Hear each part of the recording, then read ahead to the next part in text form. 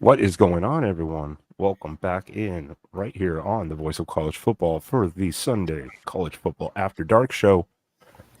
I hope everyone has had a good weekend. Please consider subscribing. Check out the Big 12 channel, check out the SEC channel, Big 10, all the other team channels. And we have a lot to talk about tonight. And also, make sure you hit that like button. It helps the video a lot. It's free. It's right there below the screen. Just click it. We got our normal panel up here, a lot of our normal faces. How you guys doing tonight? I'm doing great. How are you, Ben? Good. Jesus. Oh man, this is gonna be a thing, ain't it? This is gonna go all night. I mean, all of us aren't Auburn fans, so no matter how well we're actually doing, things could be worse. So, or USC fans. Good point.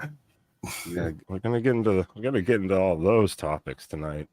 I do want to quickly remind everyone before I forget. Mark will be live Monday at 3:30 p.m. Eastern on the channel here with Steve Dace. I'm assuming the main channel as well as the Michigan channel. So again, Mark and Steve Dace tomorrow, Monday, 3:30 p.m. Eastern. Make sure you check in and watch and help support. Check it out. Good. We are the Motley fucking crew. You're right. This is like a GQ photo spread here, isn't it? All these handsome faces. It really is something. It is a good panel. It's probably the best panel on YouTube. 100%. That's right. Saturday night we bring it. Don't clip that, please. Well, we have a lot to talk about tonight, guys. And I know we went over the thing. So we're going to start with the change up of we done. Please go around one by one, like Jordan Jackson, Darth Fort, and so on and so on. Please promote yourself and where people can find you on a daily or weekly basis. I guess I'll roll first. I'm Jordan from the Clemson Voice of College Football channel. I do a show every Thursday, 7 p.m. Eastern Standard Time, called The All-In Show with me, Tiger Paw Craven. We talk Clemson football, and also do a post-game show after every single Clemson game. Rivalry week is coming up, so it's going to be a really, really fun time around the channel. And make sure you guys stay tuned for that. Yeah, and you can find me on Twitter /X at Jobo0209. It's on the screen. If you want to give me a follow, that's about it. Jackson. I'm Jackson Johnson. I am co-host of the Voice College Football After Dark, and I am the host of the show, The Jacksonian. And you can find episode 16 of The Jacksonian that I filmed Friday night with Mike Debate, the host of Locked On Patriots and lead reporter of Fan Nation's Patriot Country, where we go over a lot of what has happened with the Patriots.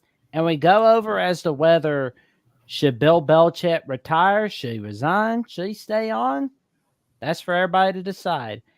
And also, you can check me out on YouTube. I am trying to get the 500 subs. I am only 254 subs away. I'll get there. And I'm on Twitter, where I just kind of run my mouth about what's going on, about everything college football and NFL and anything non-sports related. And also post some stuff on Instagram, where I just kind of post about what's going on in the college football world. And tomorrow and Tuesday night on 8 p.m. Central Time and 9 p.m. Eastern Time, I will have episode 17 of The Jacksonian with the host of the Ocho and the co-host of Michigan football at the Voice College Football, John D'Animo, where we will be discussing a lot of what's going on with Michigan football. We discussed the good, bad, and the ugly of the 2023 season. What's going to happen with Harbaugh? Is Sharon Moore the next Ryan Day? And we talk about how Bill Burr is an unlikely ally for Jim Harbaugh and the Michigan Wolverines. How is he an ally exactly? Stay tuned to find out. You God, can his find pro- me his on pro- the his sixth promos. floor as I tear down the college football and declare it the first Galactic Wolverine Empire.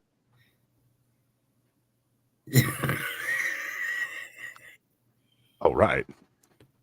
Sean, where can people find you? You can find me on many of the various shows you do here on the Voice of College Football, and that's about it. Not an extensive social media to promote here, but just love getting on and talking football. Well, and I'm the guy that loves getting beaver slapped, I guess. You can find me at the Rocky Classic on X, Twitter, whatever they want to call it these days.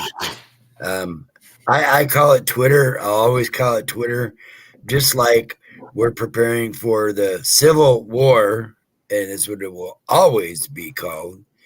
You can also find me here on the Voice of College Football with Ben up there. We do the Oregon Live Tuesdays, 7 Pacific, 9 Central, and Saturday we post games. And this week it'll be Friday post game, Oregon Live on the Voice of College Football. What do they call that game now? It's not the Civil War anymore. We call it the Civil War, man. Yeah, they some people try to just call it the rivalry, the in-state rivalry, or whatever. Whatever. Yeah, it's the Civil War. Damn it. Yeah, yep, it'll always be the Civil War. Like Spaz said, same thing. Tuesday nights, post games, and then Sunday night here, or Exploring with Ben and Sam on YouTube. And there's our everything linked in there for Twitter, X, Instagram, all those other fancy social media platforms that people use, I guess. Well, I think the first news of the week, which came out, I guess it was really today. It's been a long time coming. I think a lot of people have expected this, but Dino Babers is finally out after 8 seasons at Syracuse, following an overall losing record. Not bad, almost 500, 59 and 64 record after 8 seasons. Anyone shocked or surprised by that? Nope. No, I thought they would probably let him finish the season, but Yeah. They got a very winnable game next week against Wake, and could go bowling. I mean, it seems odd the timing, but I was expecting him to be gone probably at the end of the season. Yeah, I think, and someone that's, I've been more familiar with Syracuse than pretty much anybody else. Watching them and how they've played under Dino Babers, I mean, I honestly thought he did a pretty commendable job, all things considered. Yeah. That Syracuse is one of the toughest Power 5 jobs in college football. Just location, your recruiting base, who you're recruiting against, for the talent that you can get. It's a really difficult job to get kids to come up to upstate New York. And I thought he put together a competitive team, most years. It was really just, he wasn't able to really build much depth. A lot of, Syracuse was hemorrhaging talent to the transfer portal the last few years. And that's just kind of been hard to hold on to, really good talent. They lost like a bunch of guys in the secondary last year because of the transfer portal and, a couple guys to the draft. And it's been difficult to consistently have a really good quarterback. Garrett Schrader has been really, really good for them, but there's obviously a ceiling there. I'm just wondering like what the expectations are at that program, because it's a tough job, and you're not going to attract a whole lot of big names because it's just they're more of a basketball school, and they don't invest. NIL is not as their NIL situation is kind of iffy. Even in basketball, it's that's something that I've heard from Syracuse fans they're a little frustrated with. And football is definitely a lot worse. So it's like Dino was getting you guys to bowl games. He was putting a competitive product on the field. So I'm just wondering what the expectation is there.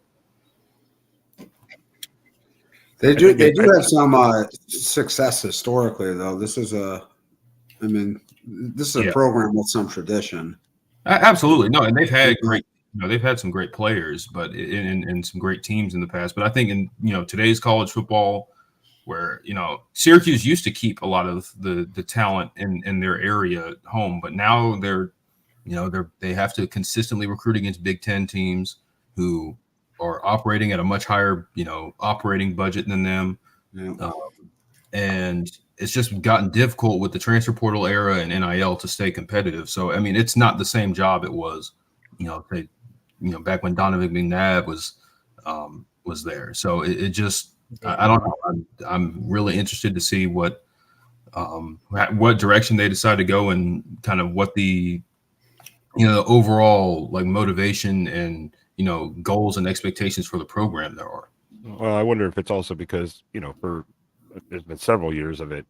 Last year, this year, they start off like really strong and then just collapse. That's the depth issue that Jordan was bringing up. I mean, you get beat up through the season, and you just don't have guys that can fill in without a drop off. Like, I'll be honest, I want to be able to see Syracuse go back to the days of the Jim Brown era and the Ernie Davis era. It's way but back. I don't know. Yeah, that's not.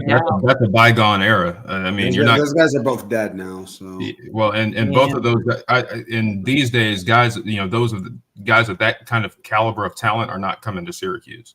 They're just not. They're not going to Syracuse.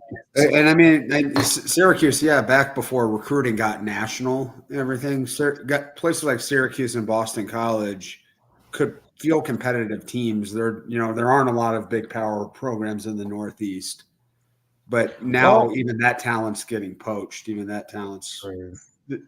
I got one question though. Will we see Doug Marrone return to Syracuse? I don't. Why? How old is Doug Marrone now? I don't. He's getting up. He's starting to get up there. I don't think he's like super old, but well, he's 59 years old. So okay, he's not. I thought he was like 61, 62 maybe. So I mean, maybe he was not successful his first go around there at all, was he? No. Well, they did share the Big East title in his last year. So I mean, he was able to. He got Syracuse to end a bowl game streak in 2010, and they won their bowl game in Yankee Stadium. Yeah, but it's a step up now. I mean, they were in a little bit of a more favorable situation. The Big East was at that point in time. They were barely competitive at that point. It was a glorified group of five league at that point. Well, yep. Dino Babers is out, so it will be interesting to see what Syracuse does. Oh, I'd love to see Bronco. Like, I know somebody in the chat just now said Bronco Mendenhall. They need him. That would be pretty fantastic. I mean, dude was amazing at BYU. I mean, I know he didn't get BYU to Lavelle Edwards status, but still, he did a great job there. But he did a great job over at Virginia. Virginia of all places. Is he coaching anywhere right now, or is he just is he just like hiking mountains or something? Or he just took time off. That's why he left Virginia on his own. He just wanted time off. Yeah, felt burnt out and away from family. Not enough of that, so he just wanted to take some time. Yeah, and I mean, like Syracuse. Mention how difficult it is. It's got like some of the most brutal winter weather in the entire country. I mean, they get like over 100 inches of snow every year there. It's a recruiting issue. I mean, you talk about Virginia. You can recruit at Virginia. I mean, you can just tap in the DC pipeline. You can't recruit at Syracuse. There's no way.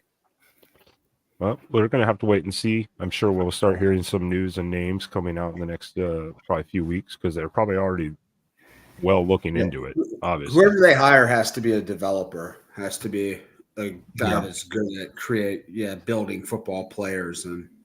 And I think also more importantly, well, that matters a ton, and also that he has to bring a unique style of football there, because I think when you're operating at a talent disadvantage, you have to do things a little bit different. So I mean, I'm not saying like go run the triple option or something, but maybe a more unique offense, something that is kind of they gives you an identity, because it just feels like Syracuse is just kind of.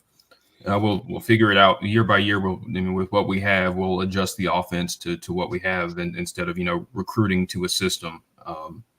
But it's a tough job. I'm interested to see who, who takes it, because really the fan. I mean, when it's a big game, like Syracuse fans show up. Like the Carrier Dome is a pretty underrated environment as far as college football is concerned. But I don't think the school is as invested in the administration. I feel like there's kind of a lot of disconnect there. And so that's why I'm really interested to see how this coaching hire goes. Well, we will What see. if they get Ed Orgeron?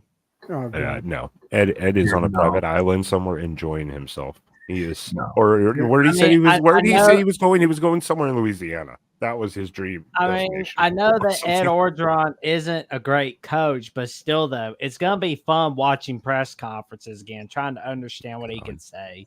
I can't Yeah. see Syracuse getting a name like Orgeron. Yeah, I can't imagine They'd probably Orgeron pick wanting up to move they'd to recycle. Syracuse, New They'll York. recycle someone or get a G5 coach, like another Yeah, I'm coming thinking G5 just like coach. maybe the next up and coming MAC head coach. I would love like to a Dino see Babers. Cajun- Exactly. I call him Cajun Fred Flintstone for a reason. He kind of looks like it. Yeah. That sounds like that seems like the perfect job for a Jason Candle to kind Jimbo of. Fisher to I can see that. Syracuse. You heard it here on the voice first. good Lord, if Jimbo Oh, ended yeah. up in Syracuse. Don't listen to him. no. All right, I didn't know we were going to spend 15 minutes talking about Syracuse. So now we can Right. talk. Now you can spend 15 minutes talking about potentially at least the other one, as David Portnoy said. Oh, no. Don't worry, it was next. I thought Syracuse would be a quick blow through, but the Jordan Travis injury does affect this season in the sense of not just conference title but playoff hopes. And if you didn't see the Jordan Travis injury yesterday live or the replays, Don't watch you don't need to watch it. It was You're gonna get sick. it was watching brutal. it, I though. took a screenshot and sent it to my guys on our duck chat, and they were like, "Oh, I'm Why like, would dude, you that thing send is that?" sideways. That thing, his ankle was sideways. I was like, that is not good." Jordan Travis, though, is I'm sure out for the season completely. Oh I yeah, don't think he's coming back at all from that. You don't come back from that in That a little over a month. That is definitely one of the biggest stories right now, and that affects the entire Florida State team. Potentially, because we don't know anything about their backup, really. At least I don't. Jordan, you Well, probably I know do. more insight. I've seen. I mean, he's played a little bit. I remember he came in against Louisville when Jordan Travis went down a couple of years ago and led a comeback. But he's been in that Tate Rodemaker. He's been in that program a while. He has some talent. He was a decent recruit coming out. I don't know. As far as things go, I mean, as a backup quarterback, you couldn't ask for a better situation than what the weapons that he has to work with. So really, I mean, at least for these next two games, Florida and Louisville in the ACC championship, it's don't lose us the game and you should be okay. But come playoff time, all bets are off. I don't know. This gives Florida Maybe State we will. absolutely no room for error here. They're going to have to win out to get into the playoffs. They're not going to get the benefit of the doubt in any situation. Jordan, did they beat Louisville? I think so, because when I watched Tate Rodemaker, like it was really not just Tate Rodemaker. It's really the quarterback they're going to be facing, Jack Plummer. Like I can't imagine Tate Rodemaker being much worse than Jack Plummer. Jack Plummer is probably the most average quarterback of the top 10 teams. He's just fine, but he's good for a few mistakes every game, and really the rest of that offense is kind of picking him up. So as far as Florida State, Mike Norvella is a great play caller. He knows how to. He's a great game planner. He knows how to scheme the offense to the strengths of his quarterback. So, I still like them to beat Louisville, to be honest. And he's got killer weapons. Yeah, to throw that's the ball. that's the big thing. Yeah. I imagine Florida's probably their tougher test than Louisville would be my guess. That's like possibly Louisville. because of the rivalry. It's Louisville's possible. 9-2. Rivalry stuff happens. I mean, Yeah. I think the biggest thing for this is when you talk about not just the conference out, but when you talk about playoff selection, because there are so many teams that are so close. Now, an undefeated Florida State, no matter what, I don't think they're going to get left out with a backup quarterback. No. The only scenario in the history of the playoff that we know of is when Ohio State lost their quarterback. Yeah. Both of Third them. stringer. And then they had the third string come in. Yeah. But you guys blew out Wisconsin. That was what did it. If you guys had won by like 3 points, 24-21, I think they would have left you out. I don't know. Because you blow them out like 55, 59, nothing or something like that. The reason Ohio State got in was because the Big 12 didn't have a championship game. Yeah. That's true. TCU and Baylor would have TCU and played. Baylor, yeah. The winner of that game would have gotten in for sure. That's the only comparison we have. So if the backup quarterback for FSC, if Rodemaker looks really, really good, then that'd be kind of hard to say, But they can't afford a loss, I don't think, at this point at all. Probably not. No, and probably because it's probably because the strength of their wins isn't great. It's not as great as they were at the time they were played.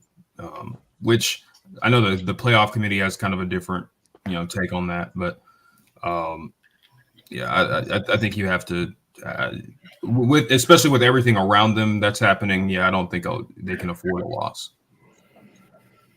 They might not have been able to anyway. There was a good chance they're an before ACC that. team. If they lose a game, they're dropping 10 spots.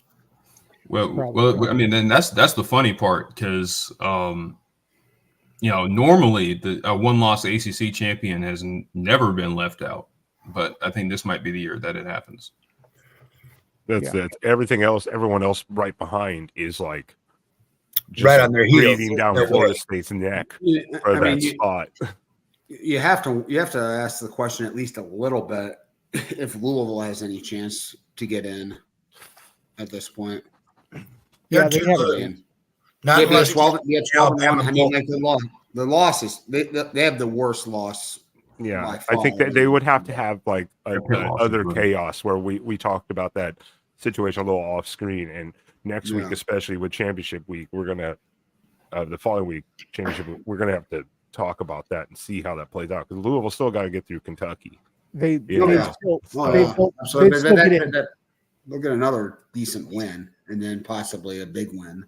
They'll get in as a one-loss conference championship because I mean, Sean, I doubt that. Yeah, unless some other stuff happens. Because if one bad loss keep you out, do we remember the Virginia Tech for you guys? Yeah, that was a terrible loss. This is a little bit worse. I mean, Pitt is downright just atrocious. Well, I think this is exactly it. I think you would have to see some other chaos above them. Yeah. There's some real big blowouts to those teams above them to like help them.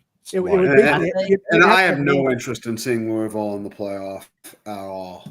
You'd have to see one team from the other four conferences. I don't think a one-loss conference championship Louisville will get in over a one-loss non-conference of any of the other conferences. I don't know about that. I think the committee's going to hold that Pitt loss against them, but the committee has to know Pittsburgh is where ranked teams go to die, especially top 10 teams in college football. Yeah, well, look at even Boston Colleges last week who laid an egg at Pitt. I mean, I'm not so sure because I mean, let's say you have like Ohio State and Louisville. Like Ohio State lose to Michigan, I think the committee is going to get Ohio State in over Louisville because they're going to be like, oh, well, Ohio State lost to a Big Ten conference champ in Michigan. Louisville, they lost to a 3-win Pittsburgh team. But the conference, they like conference. The committee likes conference championships. They say that's one of their biggest criterion.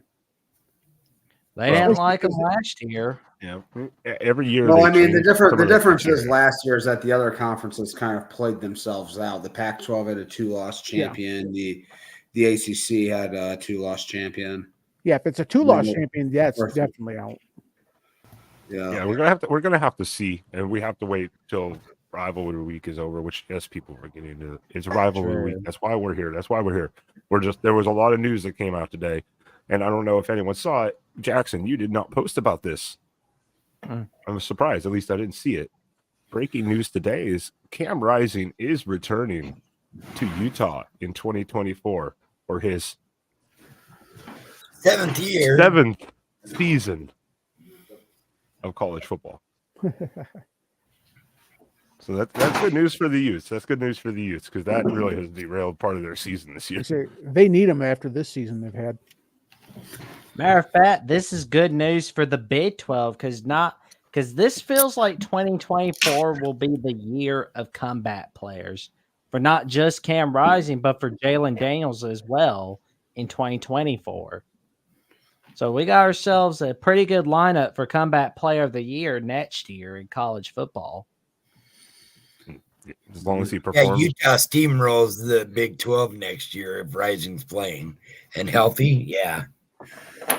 You think everybody's going to leave the Big 12 of Utah steamrolling them like the Pac-12 or no?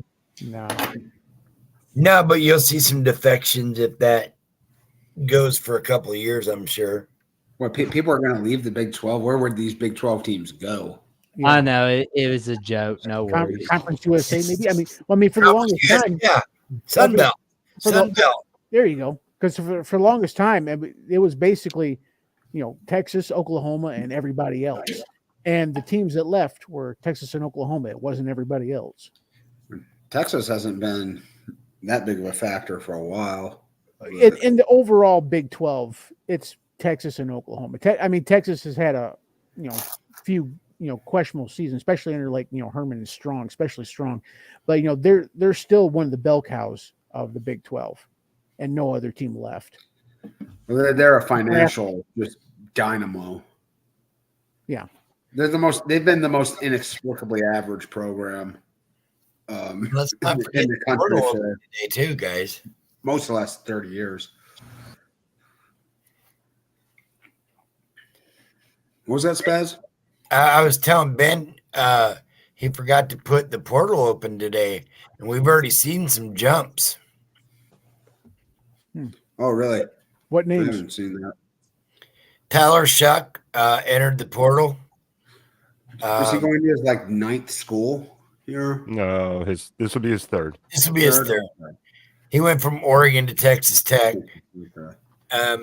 And then I saw a couple of others earlier, but Tyler Shuck was the one that jumped off the board out because I didn't even know he had any eligibility left. But how could he possibly? He must. I think he must be a junior. Yeah, I think he had the one redshirt year, of course, at Oregon. Then you had the COVID year, which didn't count when he was a starter. And then you had injury year. So, and then this year, maybe they gave him a medical. I'm not sure how that was. He went out the week after the Oregon game? Was it he went out?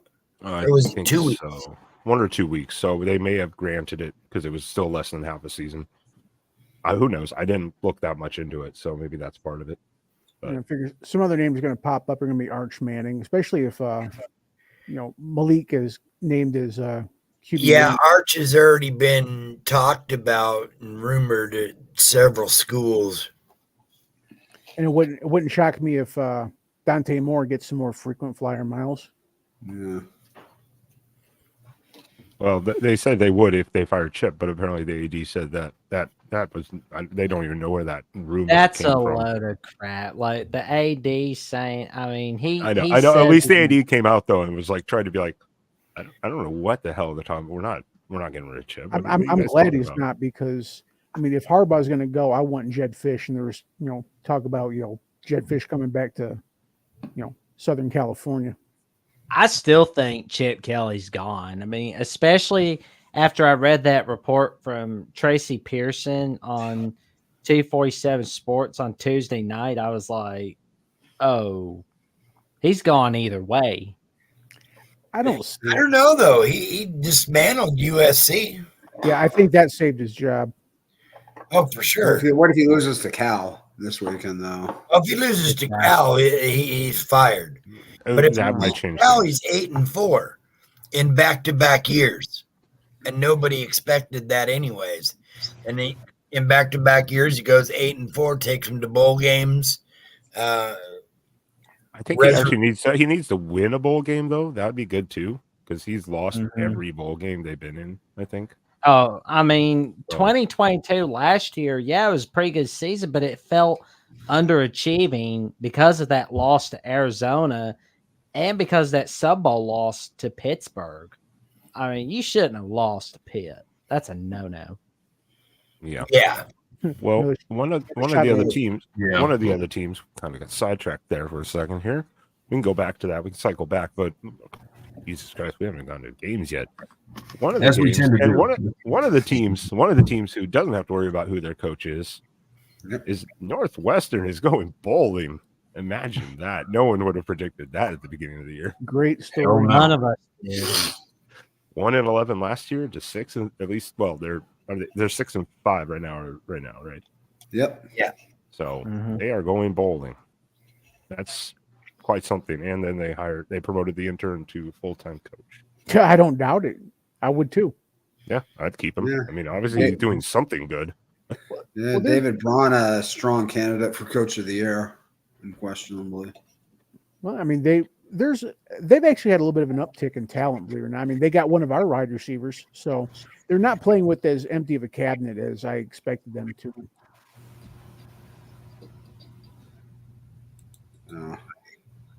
All right, I love that in-depth Northwestern talk. Awesome. Can we laugh at Auburn and their disgusting performance for a couple minutes? Absolutely. I don't care if you're looking ahead to Alabama.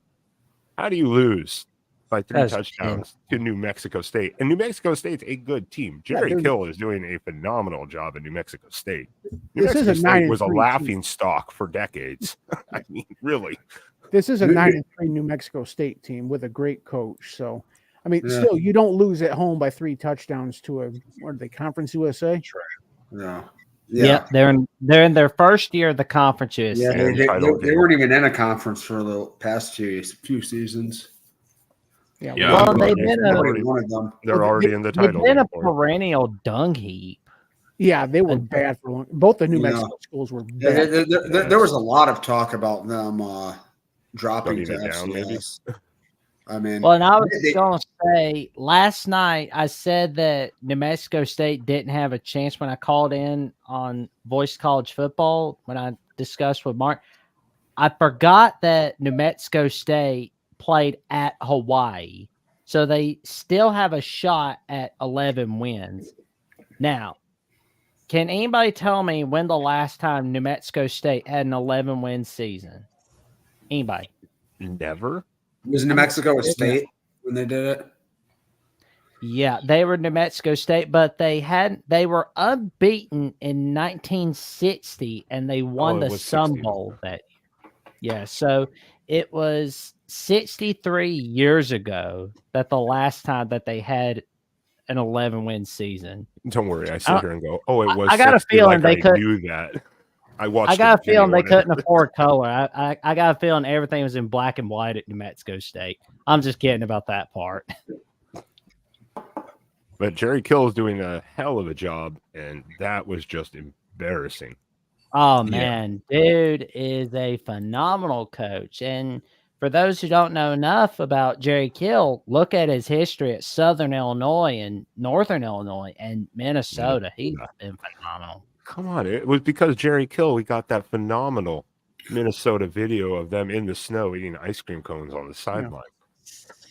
I mean, Jerry's problems have not been a lack of skill at coach. It's just been health problems. Yeah, epilepsy, isn't it? Yes, because I remember seeing, when Michigan played Minnesota and he went in full seizure. It was scary. I did not like seeing that. Yeah, that happened multiple times. Yeah, And that's the only reason he walked away from Minnesota was because he kept having to miss games and practices, and he was like, I'm gonna step out. So basically. So what I have pulled up for a little bit is the rest of the New Mexico State schedule. Oh, we're going hardcore football mode, and we're looking at New Mexico State's This schedule. is full geek mode right now. Yeah, I wanted to laugh at Auburn more. But I got one question. Do you think they can get that 11-win season for the first time since 1960? I can't see them winning at Liberty. Why not? I'm not going to say it's not possible, but I wouldn't put money on it. Close. Jacksonville State, me? Yeah, Jacksonville. I think so, yeah. Well, right now they're 9-3, but regardless how they do in the Conference USA title game, they're bowl eligible. So let's not forget that. Yeah, Jerry Kill's doing a great freaking job over there. And they got paid $1.85 million. Yeah. Embarrass Auburn. So. that was pretty funny. Auburn is down bad. I like making fun of them because they say that Clemson is Auburn with a lake. Well, I like to flip it. Auburn is Clemson without a lake, and Clemson without a lake is down bad right now. So. I think Auburn just organizationally is in a really bad situation right now. The boosters, I think, have way too much influence over that program. Oh, yeah. I don't think there's a real captain of that ship. Maybe Freeze can kind of change the culture a little bit, but this has been a rough first year. And that was what a lot of people said. Maybe they set their expectations a little too high, but losing to New Mexico State at home is just the most unacceptable. You lose some close games and go 6-6 or 7-5, fine. But you lose to New Mexico State at home. And I mean, Brian Harsin has to be watching that and just laughing his ass off. I mean, like just the way. I mean, I don't think he was a great hire for them, but no. The way he was absolutely submarined and just done real dirty. He never stood a chance. He was put in a losing situation from the start. Yeah. I mean, they had people like spreading complete garbage rumors about his personal life and stuff, and I mean, it was really it got really disgusting. I mean, what are you supposed to do when half of the boosters don't like you? Like they made it very clear that they didn't want him there. You're fighting a losing battle there. Pretty much. That's why I was like, it was never going to work. I don't think he would have had to have won the SEC within 2 years to all of a sudden people be like, oh, okay, now we like this guy. Well, nobody ever set up for success. Nobody ever gets any type of support from our. I mean, I remember all the talk when Gene Chizik got hired. They're talking about, oh, you went 5-19 at Iowa State. You're crap. Why'd they hire you? And I remember Charles Barkley completely railed on Chizik. So, I mean, that's just a hard place to play because you really can't get any type of support from anyone. I mean, it felt like the last 5 years or so that Malzahn was there. There was just all this murmuring, this undercurrent that they were trying to get rid of him too. Yeah, and he just kept doing a little bit too well for them to axe him.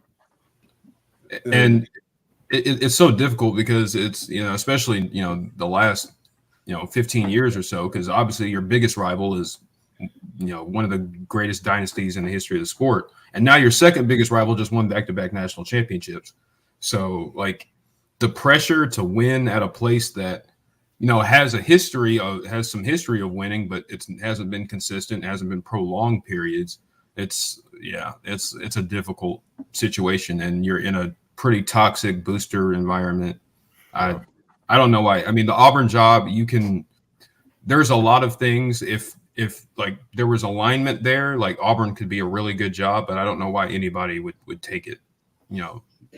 Well, that job Without- needs a without really good assurance. recruiter because I mean they're in a good area for recruiting talent. There's Great.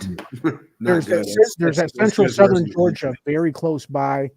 There's a lot of talent around them. The question is, can you keep them from going to the Georgias and the Alabamas and the Florida States? That's right, Jason O. That's right. Yeah, shout out to her. Yeah. Yeah, I'm Oh, kind man. of curious to see what happens with Auburn. I mean, I got a feeling the Iron Bowl is going to be a close game because, I mean, I know that Auburn played bad against New Mexico State, but let's be real. They were looking ahead. But New Mexico State's they were just kind of like, hey, let's make these guys remember us. And They had, Auburn nothing, they had has- nothing to lose. They were getting paid no matter what. So that was like a free There's game, any- so to say, for them. If there's any That New was Mexico free real State fans, I hope they're watching this because they're probably loving it. Oh yeah, New It's Mexico probably the State. most they've been talked about. Probably been talked about more in the last day than they had the past 3 decades before. This might be literally the third outside the last 24 hours, the first time it's ever been talked upon on the Voice of College Football. New Mexico State. It might be the first Yeah. time ever. I think so. Just But, shout out Yeah, Jerry yeah, Hill. yeah. One last thing, they've got like some weird results. Like they lost to UMass in Hawaii. Yeah. this Two year. of their three absolute losses. worst programs. And Two of- yeah, Two of their 3 losses are to completely garbage programs. Yeah. It's just Really one of those strange. Weird.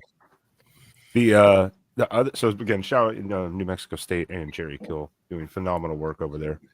The other big news that came out, and Jackson, you tweeted this out and sent out the info, or you sent out the info to us, is that Washington State and Washington have agreed to continue the Apple Cup rivalry starting next year. So it will not take a break, and we'll just alternate dates and locations for the next, That's I think it was 5 years, right, Jackson?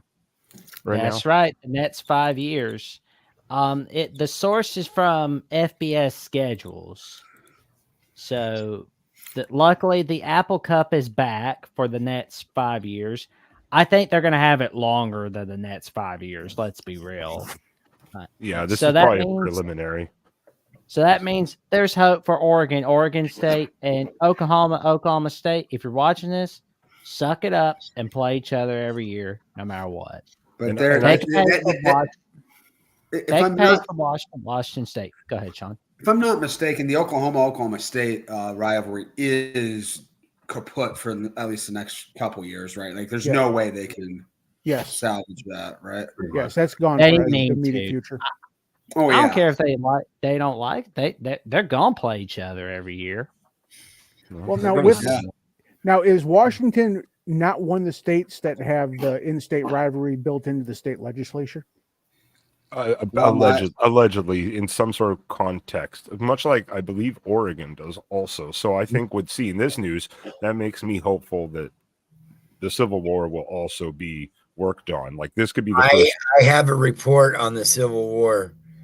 Do you? Yes. One of the lead guys up here that does a lot of stuff. He's radio personality and stuff. It's being reported that Oregon and Oregon State actually Oregon is talking with Boise State and trying to work something out with Boise State to move that schedule around. So it would open a September date for the next 2 to 3 years, and then they can go forward from there. Right now, Oregon's locked in with Boise State home and home. It's 2 Oregon and 1 Boise State. And if they can get out of that, it opens like the 3rd week in September for the next 2-3 years. And that way they can put the Civil War in there. Yeah, I think that's about the only way we can do it is move a game or just buy out of one of our already non-con set games to do it. But I think it's going to be in the works because if Washington State can do it, there's no reason Oregon State can't. Yeah, they're just trying to get Boise State to come to the table and, what's it going to cost us? What do you want? If you want an extra date I'm sure they can throw that in there somewhere down the line as well. It's just going to be so much easier to pull out of that because it's a commitment already that they're already online. I know. How about you promise Boise State that they get to sucker punch one of your guys? Right. We'll call LeGarrette Blunt. Oh, back yeah, up. from Hey, man, can you be our 2009 sideline guy to quickly, and then just 2009. like let us Boise players walk up behind I you? remember that, Mike. For those from 2009 in Week 1 Yeah. on ESPN after the game. Yeah, that was a Thursday night game. I remember the whole country Yep. was watching it. Oh, I love that game. That was But ugh. I will say, Those I know Boise that there's teams back then. Oh my god! talking about how Oklahoma State's non-con is full. Well, here's the thing with that. Oklahoma State can just get rid of the easy games, still keep your tough Power 5 game, but also add Oklahoma to your non-con schedule every year. And let me tell you, if I'm part of the committee, I'll take that seriously. The committee, man, will take that seriously. That strength of schedule is something you take seriously. Washington, I think that they got Tennessee for 2029, 2030, but I got a feeling Washington State will be on there. Yes, so we Sorry, got I did not see that down there for some reason. Yeah. So we're gonna see Washington State back in for week 3. That's gonna be pretty fun. And 2025, we don't know when the date is yet for the Nets 4. But this is gonna be pretty fun watching Washington State back for the next 5 years. I think you'll start seeing the Oregon State one be confirmed here maybe in a few weeks. Then I think that's a that's a good sign. It's there. That makes me pretty excited, honestly, and I am glad Oregon still got Texas Tech on their non-con. So yeah, it's great. There's no reason not to play these games. We see other conference. No. Jordan, you guys know Clemson, South Carolina, Florida, Florida State, Iowa State. I mean, just because you're not in the league. Right. I say play multiple Power 5 non-cons anyway. That way, if you go 10-2, especially with the 12-team playoff, you go 10-2, you don't necessarily need to win your conference. You're in. And I mean, I think it doesn't, in the sense of the the administration, they're not looking at that, but the pressure of the fan bases to go, hey, we have to keep this rivalry going. You don't want to be the team that's like, these teams have played except for this 5-year gap where they didn't. You want to continue that stretch of they've played every year because it's just that built-in rivalry. I still think the fact that we don't get Pitt, West Virginia on an annual basis is a crime against college football. That is absolutely pissing Mark off right now. I mean, he's right. I mean, if I were Washington, or Oklahoma, or any of these teams that are moving to the SEC or the Big Ten, like, why would you schedule multiple non-conference Power 5 opponents like that? That can be a little. I mean, that would be problematic. And it's great for strength of schedule, but do you really need that boost? Is that boost really worth it when you're already playing it? You already have a pretty, tough conference schedule to go through. I mean, I wouldn't do it. If I were an athletic director doing that, I'm doing what's best for the success of my football team, and that's not overbearing the team with just a brutal schedule when I already know that my conference schedule. I think you're going to see a lot of teams rescheduling, reshuffling now, though. So now a lot of those Power 5s are going to be lost, changed, and you're going to see a couple of Group of 5s pop up instead and play, and swap that. I think you're going to see a bunch of adjustments to these schedules coming up, especially if people are adding these. We're going to have to wait and see. This is way beyond any of our comprehension of how this works. Like, there's money involved, contracts, scheduling, dates, time, networks. They're legal. There's so much shit involved in this. I mean, I get a headache just thinking about it. I think everybody should take a page from the non-conference schedule of Utah and be more like that. They just should. Yeah, but they're not really incentivized to do it. I mean, losses are killers. if you're trying to build a resume. with Here, USC, with UCLA, USC, Washington, Oregon, Texas, and Oklahoma, all moving to what's basically going to be the next, two league. It's basically turning into the American National from the NFL. They need to kind of have some sort of under the table deal where kind of like in basketball, you have like different conferences at the beginning of the season play each other, like Big Ten and the ACC, and the SEC and the Big 12. Just have the Big Ten and the SEC all kind of do their each one plays. It would make for good TV. It would make for be fantastic. It'd be great. That's one thing where college football screws itself by not having an overseer, commissioner or a body that's really looking out for the best interest of the sport, right? And really trying to grow it. I mean, it's just a collection of 130 institutions acting in their own best interest, and that's why you get so many of the weak Florida State playing North Alabama type. Like, I don't want to watch that game. No one does. But it's beneficial for Florida State to play that game. I watched it when I found out it was 13-0. Yeah. I was trying to find a place to live bet that because I figured the line had to move. I knew Florida State was going to win by close to 50 points. That was when I flipped to it. When I saw that, I was like, what? That was before Travis got hurt. Yeah. I flipped to it right as they're showing Travis on the field. If they took care of business earlier in that game, though, maybe he's not in the game there for that to happen. That was still first quarter. It was still the first quarter. That was pretty early in the game. Oh, yeah. No, it was first quarter. Oh, never mind then. At worst, it was early second quarter. The point is, it was early in the game, and they were down 13-0. Yeah, they were. But so Apple Cup will remain, and hopefully the Civil War will, and hopefully we'll see some more rivalries continue. Let's get into some game recaps. And we hope we can bring back the Bedlam. After this last year, yeah, that'd be great. I mean, I'm in support of all the traditional rivalries remaining. Oh, yeah. 100%. Let's get into some game recaps because these are especially some of the maybe closer than expected / closer than they should have been.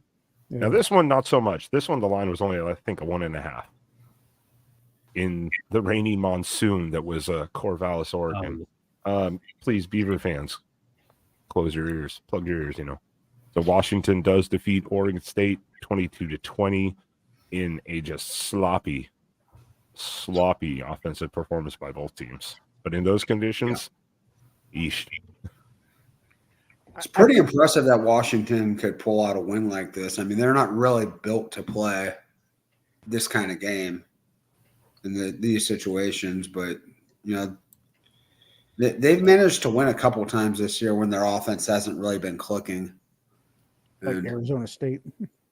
Yeah, and two turnovers from Oregon State definitely doesn't help. And I think that was kind of the difference. I mean, Washington took care of the football.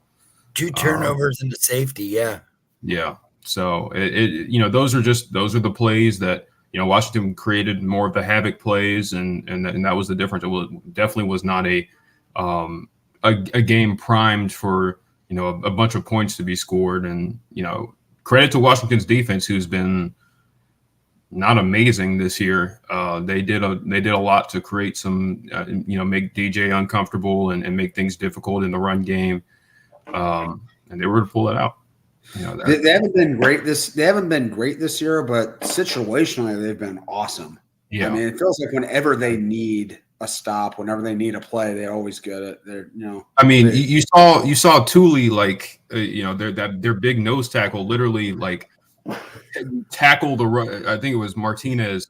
Like when he was on the ground, being double teamed and like what I mean, those kind of plays, you're like, okay, wow. I mean, and I think that was the difference. Washington, their defense as a whole hasn't been amazing, but they have some really talented players, and those really talented players, made big plays in that game. And so that was the difference. And Michael Penix, like we said, I mean, it was not primed for He's not primed to score a lot of points, but he made the throws at the key points in that game that needed to be made, and that was a difference in the game. Well, Yeah. there's a lot of people that kind of said, DJU played terrible. I didn't think he played terrible. I thought he played below standard, but DJU had some moments of flash on your screen. Yeah, And I saw a lot of people thinking that he just stunk it up, and I kind of disagree with that.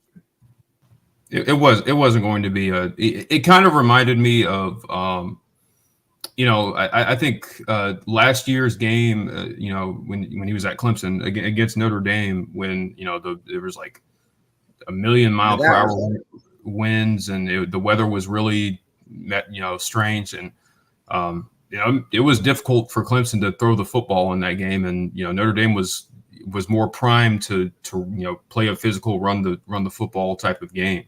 That's kind of what it reminded me of. It was just without the rain. It's just one of those. It's one of those games, Well, and it was dry all day, and literally 5 minutes before that game, it just started downpouring down there, and it did not let up. It was like a curse. You normally can't see rain really during a live broadcast unless they show like the lights or something and indicate that it's raining, but there you could absolutely see the downpour. Yeah, the side shots on the side shots on the sidelines. That's when you could see it. It was like, brutal. wow. But you could actually see the rain falling. It almost looked like a special effect or something. Oh, it was hard. Yeah, it was rough. I have friends that were there, and they said it was freaking miserable. I will say one of the classiest things I saw on Twitter today, posted from that game, they called it the end of the pack.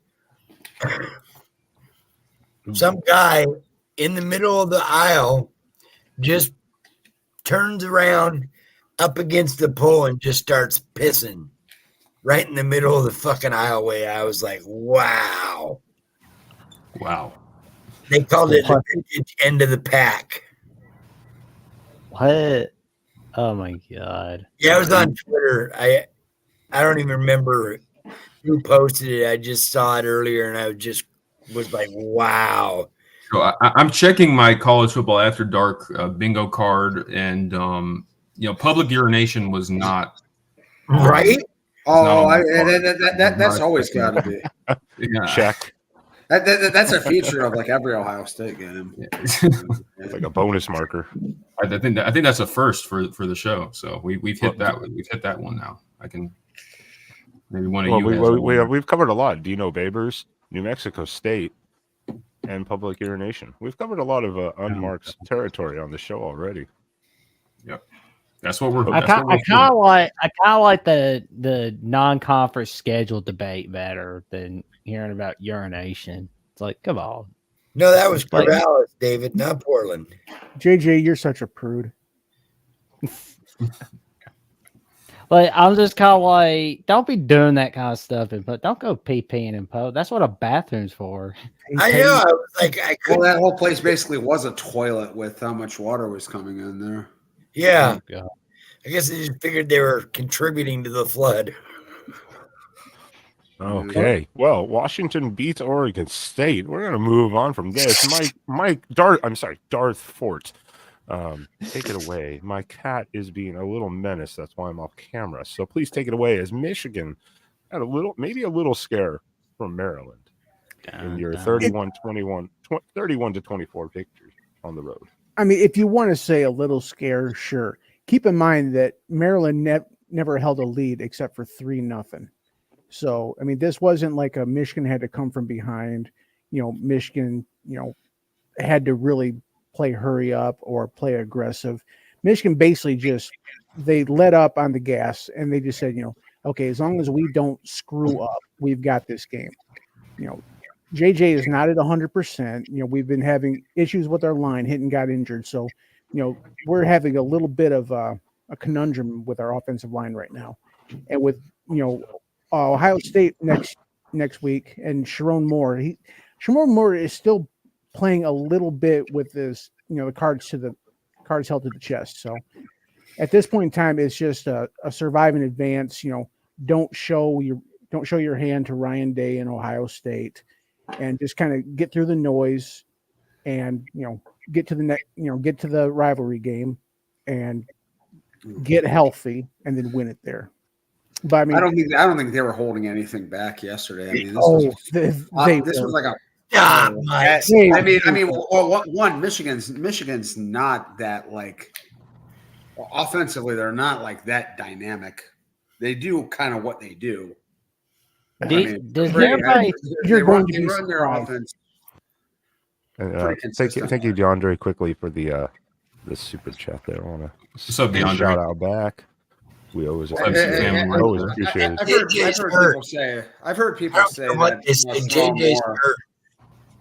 The JJ's not at 100%. And another thing, I did not like about the JJ, and I've been saying this for a while. JJ needs to quit the hero ball, because he had, in the interception was thrown into triple coverage, but the pass before that, he was scrambling right and he threw it left. He threw it against his body. That is something they will tell quarterback. You do not do that. That is one of the stupidest throws you can make, is to throw against your body. And I think JJ he overestimates his physical ability all the time. Like he tries to play like he's Patrick Mahomes or something, and he's not. Yeah, he thinks he's 10 foot tall and bulletproof. Like I said, that's why I say he plays hero ball. So his job is, he needs to be more of a game manager that makes a dynamic play here and there. He doesn't have to win the game. Michigan is a very talented team. They are more than enough talent to win with the talent around him. He doesn't have to be a one-man show. Yeah, I watched most of that game. Maryland had opportunities, but then, to his little brother, I always say it wrong, so I'm not even going to do it. T Junior, yeah. He always makes those. He always makes those just dumb decision throws. It's feast or famine with Talia. If you catch him on the right day, he will look like a better version of his older brother. You catch him on the worst day, he will stink up the place. Like the intentional grounding for the safety. Now, had he thrown the ball gotten an extra 5 yards on it, it probably would have been. They wouldn't have called that, but it was not even near the receiver. And is it just me, or it feels like Maryland has been in these types of games a lot over the past couple of years? It's like they always play like a good half or three quarters, and then they completely unravel at a certain point in the game when against a really strong opponent, and you're like. It's like, man, you feel like one of these days they're going to actually pull off the upset, and they never do. Well, Maryland's been our problem game for a couple of years now, and also earlier this year, Maryland was tied in Columbus against Ohio State at the half, and it was a 3-point. And they had a 17-10 lead in the second half, and I can't help but notice it just got completely ran out. They abandoned the run. They abandoned the run. I was gonna say, Darth Ford, I couldn't help but notice that Maryland always brings their A game against Michigan, Ohio State, but they always forget to play football in any other game. Yeah. Penn State blew the doors off of them, but for some reason, when we play Maryland, it's an issue, and this being a home game from them, the people were. I said I don't see us covering. It was more than possible. What? Yeah, okay. But I wasn't really sure about us covering. I think it was 18 and a half. That seemed a tad on the high side. I thought we would win by 2 scores. So it was a little disappointing we only won by 1. Some schools just have that one team that's not really at their level, but just gives them fits. And lately, ours has been Maryland. I guarantee it won't be as high as Nick's. Just saying. I will say the Michigan game, it wouldn't surprise me if Michigan's saving their best game for next Saturday against Ohio State. They are. Because that's what I believe. I don't think this was a lookover game, because people looked at the beginning of this schedule preseason. They said, "Oh, we know what the obvious trap game is," and it was this one. So this wasn't an overlooked thing. It was it just kind of went from a look good, impress the voters type deal to a just survive in advance. Just show as little as you can, get out and prepare for the game. Well, I will say this feels like this is a win or go home game for Michigan's playoff chances, because I got a feeling the committee is none too thrilled with Michigan. Nope. So they have to win against Ohio State. Yeah. Let's be honest. Next Saturday on Big Noon Kickoff is the Big Ten championship game. I'm sorry to say, Iowa Nation, I just don't see having a shot against Ohio State or Michigan. Well, the vast majority of Iowa fans don't believe in the Deek. Yeah. I mean, the vast majority of Iowa fans will tell you right now they're not winning the Big Ten. I mean, you're going to have some of the delusional guys out there that say, "Oh yeah, we're going to do it. We have a chance." You don't. So the winner of this game wins the Big Ten. But yeah, this is a game we have. I mean, even without the whole cheating stuff aside, with our out of conference, we're not going to get that seat unless a whole lot of dominoes fall for us to lose the game and still make the playoffs. Ohio State still has a chance. And I think even if they the winner of this game is in, even if they were to somehow lose to Iowa. No. What? Oh, well, okay.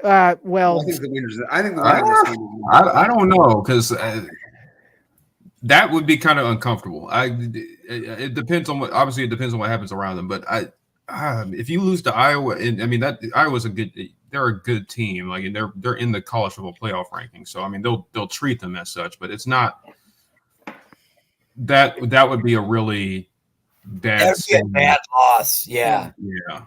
Well, it's not going to be. I mean, kind of remember, Iowa is the winner of this game is going to have the best win of the entire. They'll have 12 wins and the best win of the entire college football season. Well, I mean, can we stop pretending that Iowa's 6-6 or 6-5? Well, yeah, that's what I'm saying. That's why I'm saying, like, but it would still, like, from a optics standpoint, considering the matchup, like the style of football that both Ohio State and Michigan play is not conducive at all for an Iowa upset.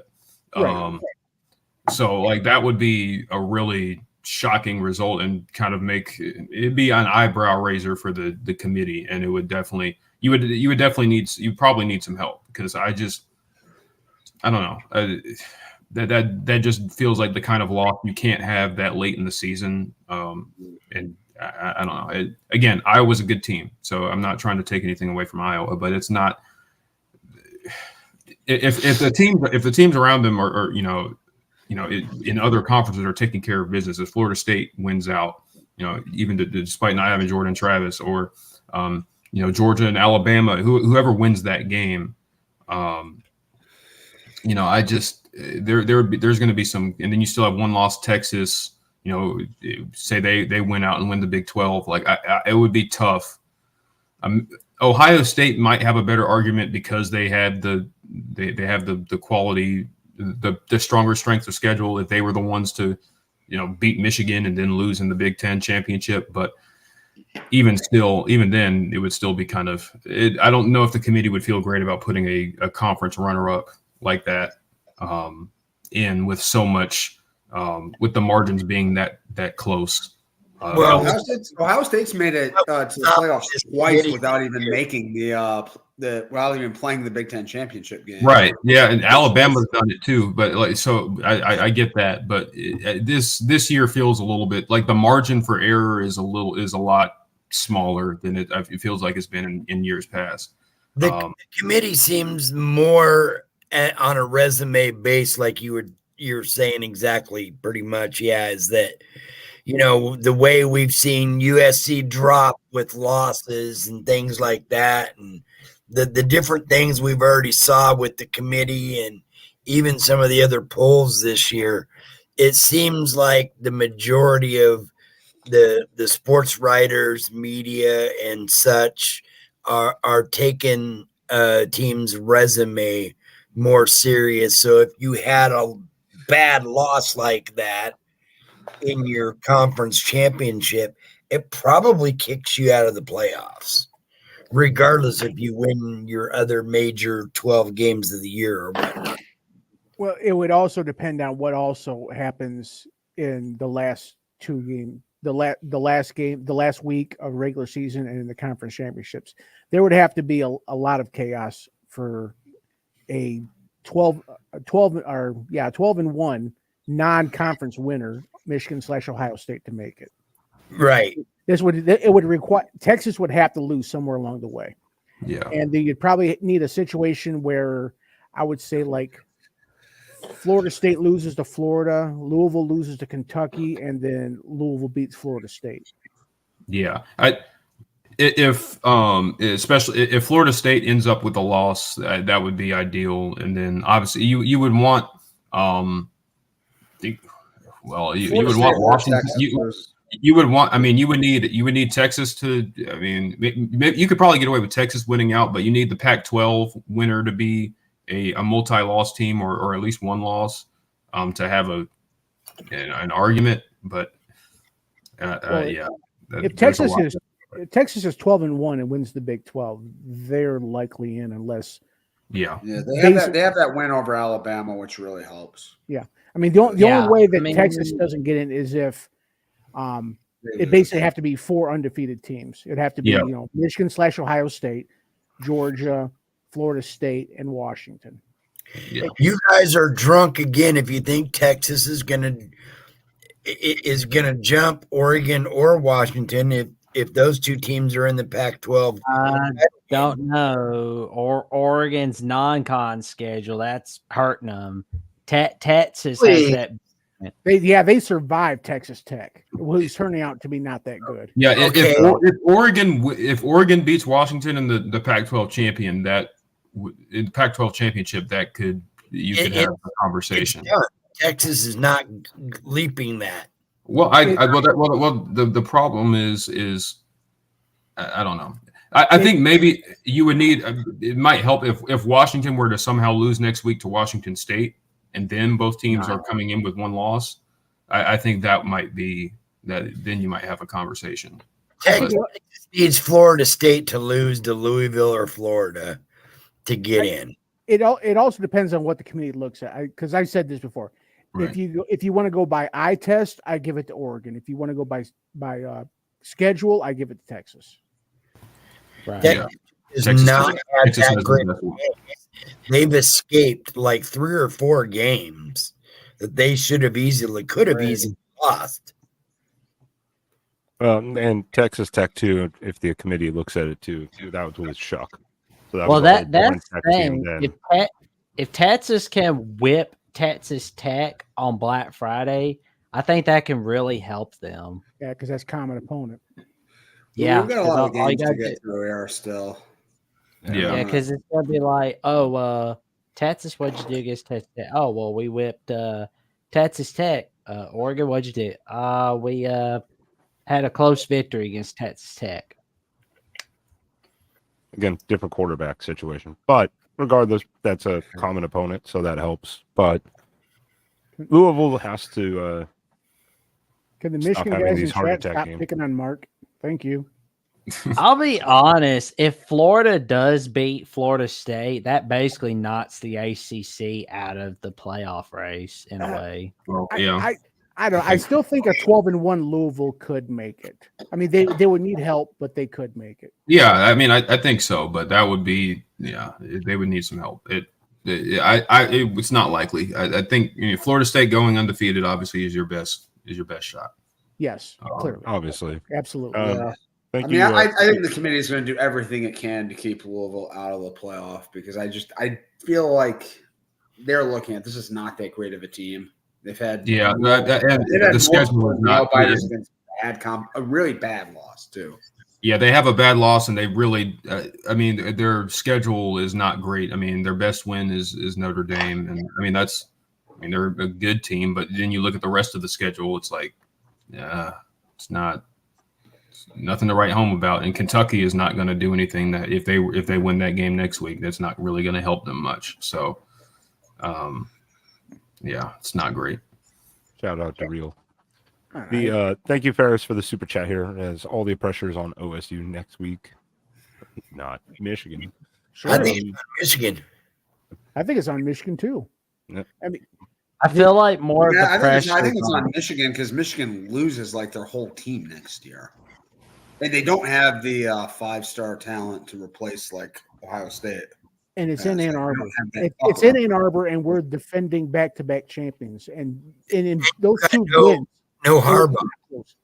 It's massive pressure on both teams. I mean, it's oh yeah, it's going to be Right. pressure on both teams. It's different types of pressure too. I think because obviously the rivalry game there's automatically comes pressure, but obviously Ryan Day, if he loses a third straight game to Michigan, that's especially with no Jim Harbaugh, there's going to be a lot of eyes looking at him. I'm not necessarily talking hot seat, but there's going to be a lot of questions about the direction of the program, and then Michigan, they need this win for college football playoff implications, all of that, and beyond that, there's a lot of different storylines going into this one. So I think both teams have unique types of pressure to win this game outside of it being the game. So well, at least Ryan Day has a really patient, pretty docile fan base. Well, I mean, I get what kind of some people already want him gone because he's lost twice to Michigan. And that's the thing. I don't understand the hot seat because if you want to say hot seat, like well, yeah, I didn't. No, I didn't. That's why I said no. I'm not talking hot seat. There's a lot of pressure and questions, directed because it's like, man, you said you were going to make these changes, and the defense has taken all this step forward and all of that, and we still, we lost to Michigan again. This like that would be a really uncomfortable situation. Well, they've been by Connor Stallions the last 2 years, so it's a guaranteed dub. See, the problem with Ohio State right now is their coaching. I mean, Ryan Day. I mean, it's up for debate. I thought Jim Knowles was a terrible hire, and I think you're going to find that out again on Saturday. Also, Justin Fry. Why is he still having? They've got like a number 5 defense. They've got like a top 5 defense. I don't know how you can and say you had a top going into the game last year. I think your defense was like around top 5 as well. Yeah, I don't think so. You have to go back and check. Last year. And like I said, and Justin Fry is he's an embarrassment. How is he still have a job there? Well, and I remember Ohio State was giving up. They were giving the defense wasn't bad last year, but they gave up big plays and tons of them. So they're the best big play defense in the country now. I think they're the only team that hasn't given up a 40-yard play. They've given up one. Oh yeah, that fumble Ruski against Rutgers. I forgot. About that. Yeah, that was kind of so yeah, I mean, I don't know how you can look at it. I mean, Jim Knowles was credentialed. He's been successful pretty much everywhere he's been, and it took a year, and everyone pretty much said, it's probably going to take a year to get things going. And now look at them. I don't know what angle you could look at that and say that was a bad hire. Maybe the defense, maybe a bunch of Ohio State's like talent leaves after this year, and all of us, and then they drop off. I mean, I don't think that's going to happen, but. And then maybe we can have that discussion. But based off of the results and the improvement from year 1 to year 2, I can't reasonably conclude that it was a bad hire. I think it was a hire they desperately needed to make, and it was the right guy. Well, thank you, Ferris, for that. It's even better than Alex Grinch was. I don't know. Did you talk about Louisville, Miami, as I said in the private chat? We've been on Michigan, Ohio State. Yeah. For 20 minutes. Yep. No. I heard something about. I walked back in, and all I heard was, well, they can't afford a loss because the ACC. So I'm like, oh, they're talking Louisville. There was a chat that got brought up, and it sent us down a diversion. That's spaz. It's not my fault this time. Fuck that. Okay. So Louisville over Miami. Miami gave them a scare, and Cristobal it once again. Yeah, with poor clock management. Did anybody see that last play and think What do you do, Tom? What do you do? Knock it down. I mean, Louisville Yeah. knocked it down, but Miami was 5 yards short. Oh, Yeah, man. right in the Miami guys' hands. Luckily, there was half their defense was there. Well, then they wasted the timeout on calling the fourth down play, and they had 3 timeouts. So if they didn't get it, okay, cool. You have 3 timeouts. You stop them. Maybe give yourself a minute 30. But they only had 2 timeouts, so they couldn't stop the clock fully again. Anyways, just poor clock management on Cristobal's part, and me and Spaz can talk about it because we know this. Yeah. I mean, good win for Louisville because I mean that was a spot where they could have easily lost. I mean, they were only a. I mean, were they? I thought they were maybe an underdog, a slight underdog, or maybe a really short favorite. I think they were actually Miami was a favorite. Okay. I looked at them; they were like a That's field what I goal thought. favorite. So I mean, you know, people can say, "Oh, well, man, you only beat them by 7. You're a top 10 team." Oh, I mean, they were only favored by. I mean, Miami is has more talent on that roster than Louisville does, but they may play. And I didn't expect that game to hit the total like that and go over like that. I was kind of surprised because both teams have capable defenses. Louisville has one of the better defenses in the country. I was really surprised they didn't. That game wasn't like a 24-17 type of win, and both teams executed a lot better on offense than I was expecting. I think Mario Cristobal could be on the hot seat now down there. I think the patrons and the boosters down there in Miami, they don't like losing, and that's a 7-5 followed by another maybe 7-5, if not 6-6 team. They didn't even go bowling. They didn't even go bowling More last than the year. results, it's sort of how they've lost in these situations. I mean, he's made some very, very obvious blunders in game management that have cost them wins this year. Yeah, the last year they So didn't it's even go not bowling. fair. They were like 5-7. This year they're 6-5 right now. 6-5. I mean, this is the University of Miami. I mean, they've produced some of the best teams in history, and they've got like one of the best recruiting areas in the country. Now, I mean, it should be unacceptable to go 5-7 and 6-6 or 7-5. Yeah. Now, if That's next year it's the same record or worse, then they may say, he's gone. Hey, Yeah, you've got the always- next year to fix this, or Yeah. we need to see at least every year continual improvement in competing and stuff like that. And this year I will I've say seen some of that. I will give Miami credit. I think they hit on this freshman class that they brought in this year. I think they hit on a lot of guys. There's a lot of reason to think that they will get better, and I thought Mario did a better job with his coaching hires, his coordinator hires specifically this time around. So it was they had some really unfortunate quarterback luck, and I think a lot of it was just I think a lot of their losses were really just Tyler Van Dyke being not good. Yeah. He's flat out. Yeah, I mean, just flat out cost you. I mean, because between the Georgia Tech game, I mean, we like to laugh and say, "Oh man, why didn't you take a knee?" and all that. But people kind of stuck on that. But the fact that game was even close was because Tyler Van Dyke threw like 4 interceptions that game. Yeah, and he got dinged up in the Louisville game too because they were like icing him constantly on that sideline. Which is why like it's funny they played better when he wasn't in the game. You know, they beat Clemson with Emory Williams. Because he just flat out didn't turn the ball over, and obviously Clemson did a lot to help out with that. But then they were very close to beating Florida State before. And Emory Williams was just taking care of the football. He wasn't really particularly good, but he was at least operating the offense in a way that they weren't giving free points to the other team or free short fields to the other team. So I don't know. I really don't know what they're going to do at quarterback because Tyler Van Dyke he was a guy that, after 2021, people were looking at as like a Heisman first round caliber quarterback. And now he's got all this NIL money and no draft stock. Where does he go? I mean, are they going to run it back with him next year and hope he gets better? At least he has the NIL money. I mean, he feels like he's going to hit the portal. He's going to. I would think so. It might be a suggested strongly that he explores options.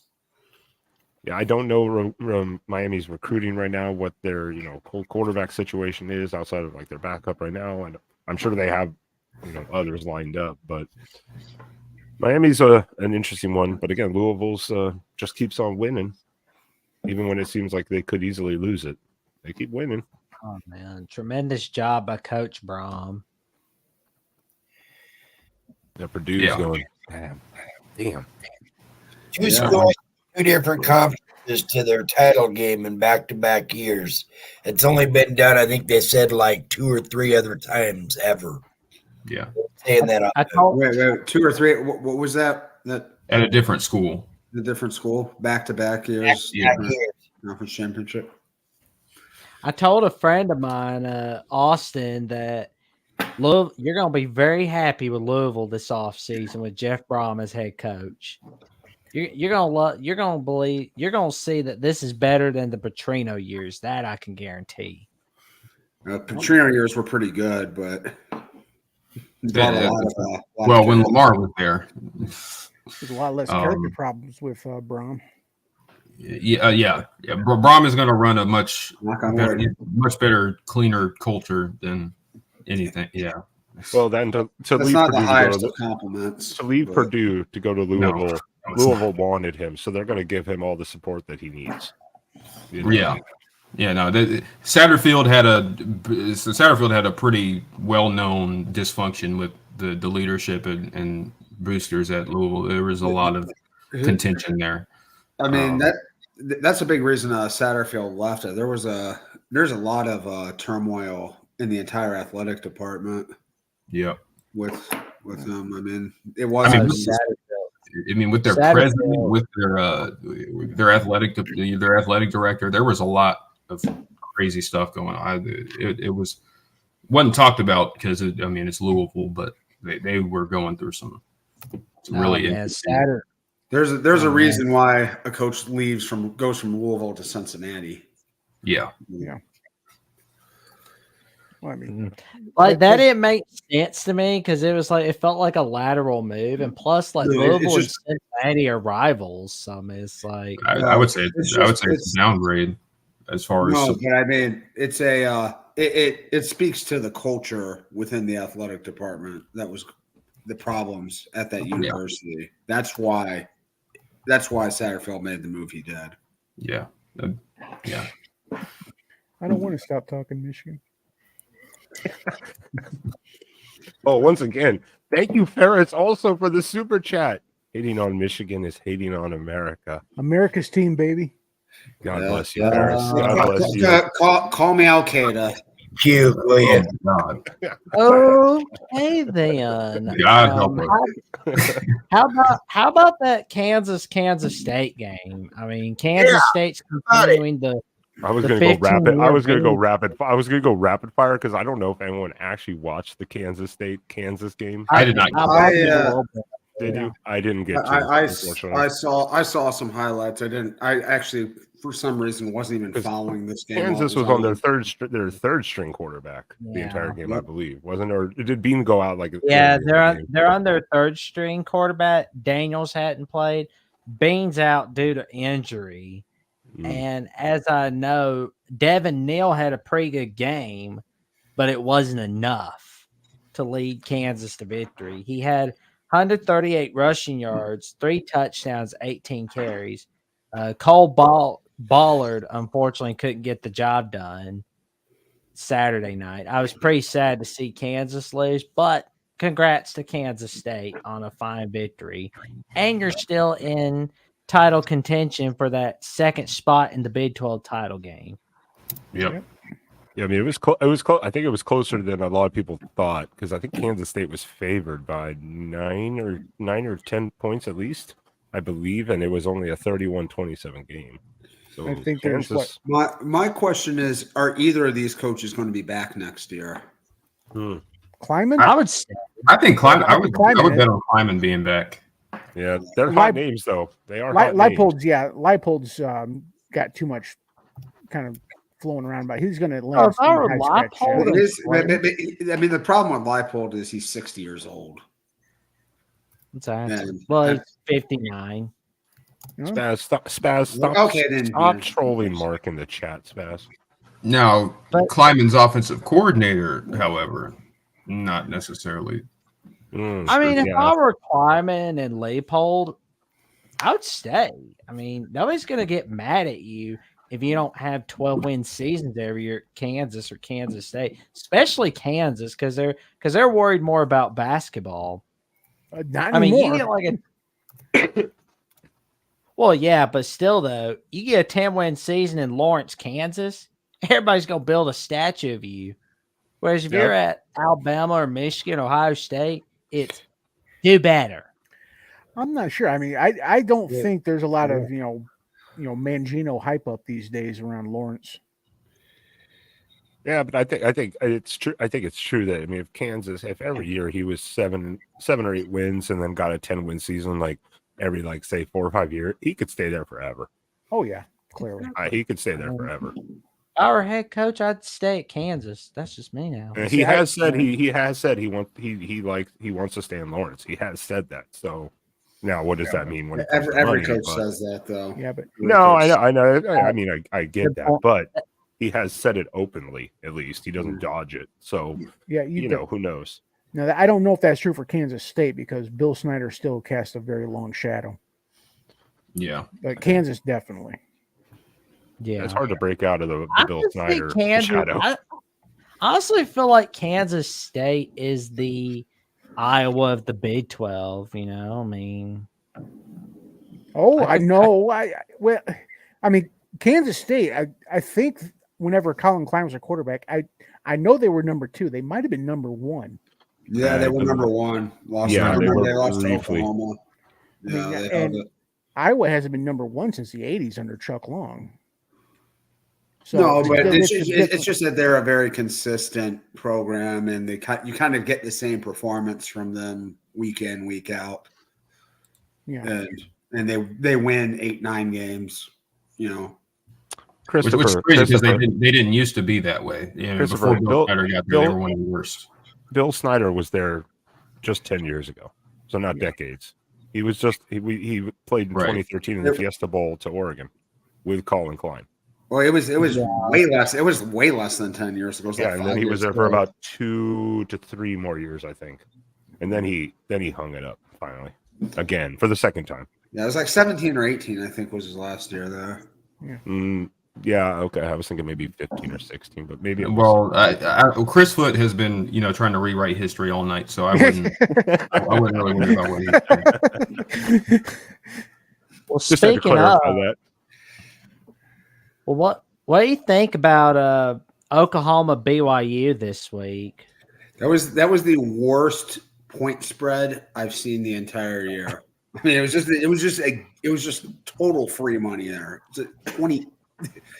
They were 25-point favorites on the road. I mean, to a bad BYU team, BYU team. But like not an incompetent, that's not good, not good. Let's put it that way. Not a very good BYU team. I mean, have you seen Oklahoma this year? Like, they definitely can. But Gabriel did go out like in the first half with an injury, didn't come back, so that didn't help. Well, that was because there's a history of the Oklahoma BYU football series, or what little of it there is of it. So I kind of feel like BYU's kryptonite in a way for the Oklahoma starting quarterbacks. Like something weird happens to them. This is a friend of the Voice of College Football at the Oklahoma channel, SG1 Sports Oklahoma, but also at Big 12 at the Voice of College Football. Check it out. John Hoover wrote this. What do you guys think of it? I hope this says Interesting 94. stats. I'd never want to see BYU in 1984 next to each other ever again in my life. That's 1994. 94. Okay, I just want to make sure it's a little small on my screen. I just want to make sure it was 94. That was from the bad years of Oklahoma, 94. 2009 was everybody was expecting Oklahoma. Sam Bradford.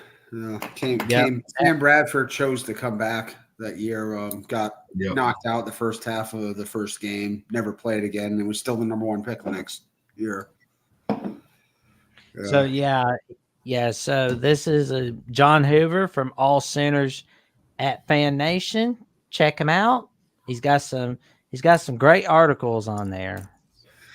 BYU had a chance to take the lead late in the third quarter here too. The quarterback, his name like Ratzliff or something like that for BYU. Threw a pick six. Threw a really late out route that just got pick sixed. Yeah, not a good showing by Oklahoma though. And shockingly, this is the first time in series history that Oklahoma has beaten BYU at all.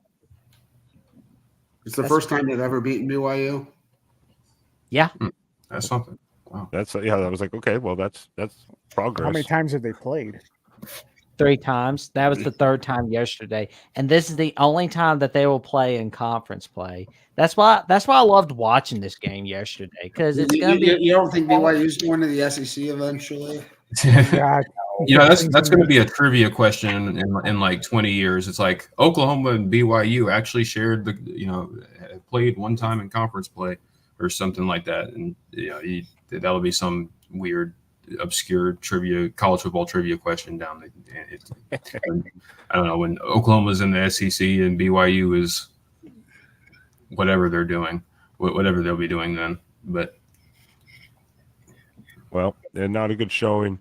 I think we're going to rapid fire a couple of these. Just we're way behind, but our favorite Hawkeye. Our favorite Hawkeye. Corey can back off. Eric is the favorite Hawkeye around here. And you see it, Iowa has a chance to partially reinvent itself with the new OC hire, and I hope Kirk sees the opportunity. Go Hawks.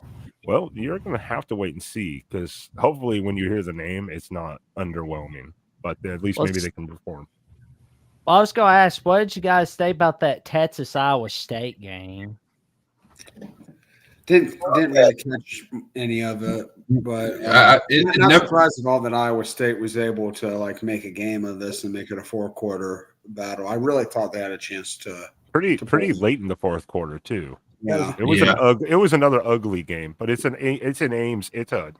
Iowa State always does that to Texas for some reason. Yeah, it was a weird game because it was close. It never felt like Iowa State was going to tie the game, but it never felt like Texas was going to break it open either. It was just kind of stuck at like that, one close to 2 scores type of game, and you were just like, when is something crazy gonna happen? It really didn't, and Texas was just able to hold on, but it was a really, really difficult game, and that was kind of a spot. People were like, it was kind of obvious. Texas is 10-1. They're looking to, kind of sew up things, before the Big 12 championship, and you're going to Ames. Like, that's always a place where people just, teams inexplicably lose. So I guess good for Texas. I wonder if Matt Campbell's sort of salvaged some of his coaching stock this year, because he was a super hot name for the biggest jobs a couple years ago. And I was gonna say, I got so sick of hearing about that hot seat crap about Matt Campbell. It was insane. It was legitimately, you're out of your mind if you think about firing him. I mean, who you gonna find that wants to go to Ames, Iowa? You're not finding Kirby Smart's right-hand man, and you're not gonna find the janitor of Nick Saban to go to Ames, Iowa. He's gonna be like, nope. No, it would probably be they'd have to go where they got to get Campbell, which is Toledo. But I would like to show the Big 12 clinching scenarios that we now have set up for that is set for next week. So Oklahoma, I didn't know this, but they're still in contention with a loss against TCU. But Texas will clinch a berth for the title game and the 1 seed with a win over Texas Tech. So the following scenarios apply.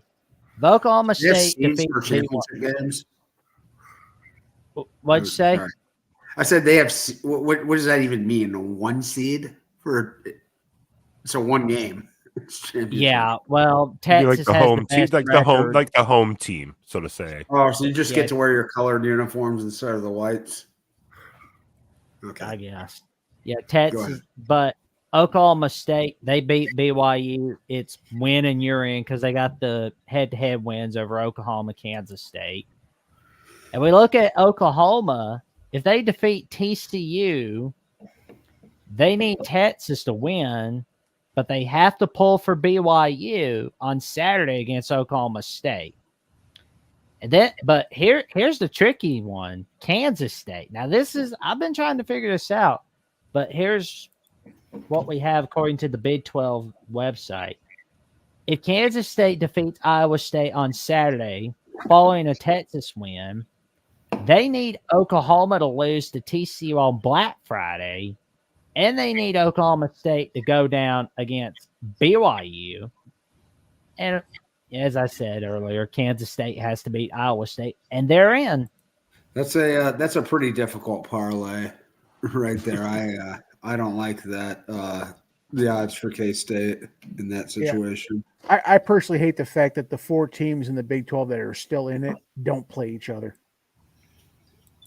That's why they're still in it too. I think Oklahoma is pretty happy about not having Kansas State on their schedule. They're pretty happy about after getting beat by them for the last few years. They're like, nope, we don't want them on our schedule. But here's a weird scenario. If Texas Tech wins on Friday, if they win on Friday, no team can clinch a bid to the title until Saturday. Texas can still clinch a berth to the title if 2 of the 3 2-loss teams lose on Friday and or Saturday. Texas and the remaining winning team of those 3 will qualify for the title. If Texas loses on Friday and 2 of the 2 or 3 2-loss teams win amongst Kansas State, Oklahoma State on Friday and or Saturday, there will be 3 or 4 teams tied for both championship berths. Multiple scenarios exist in this circumstance contingent on which teams remain in the tiebreaker pool. Good God. That's where you get the beautiful mind, John Nash sort of situation here. See, figure out who can remember the Big Ten West last year, Jackson. Like how crazy that got right at the end. No, Lord. I think nobody wanted to win that division, honestly. They're like, nope, we don't want to play Michigan or Ohio State. Yeah. Luckily, we don't have to decide that next Sunday. It will be very easy because we will know who's in the I didn't realize finals Texas for everything. hadn't clinched. I thought Texas was already in, but I guess not. I thought so too, but Mhm. it's weird. But speaking of which, we got the Pac-12. Shockingly, USC was still in title contention for conference title host, but they were pretty slim.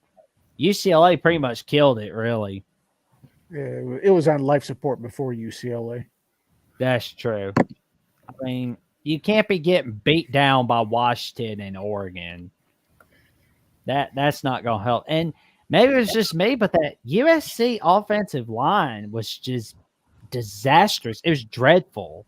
Good grief. It's been bad. It's been bad all year. It USC. has been, and UCLA's got one of the top 3 or 4 defensive fronts in the country. I mean, Yeah. they've got multiple. Yeah, USC's but, lost. that was ugly. That was really hard to watch. USC's lost 5 of their last 6 games. Their only win was by 1 point over a Cal team they gave up 49 points to. It was Points away from being 0-6 in their last 6 games. Yeah, one of the best Lincoln Riley things. It wasn't from this game; it was from their last game, and he's like, we're like one play away from, or 2 or 3 plays away from winning several more games. I'm like, yeah, you're also like 2 to 3 plays away from being 5-7. Yeah. He said it yesterday too. He said we're like 5 plays away from being 11-1 or something like that. He said it yesterday too in the post. Somebody posted that earlier. I saw. I was They like, could have easily lost to Cal.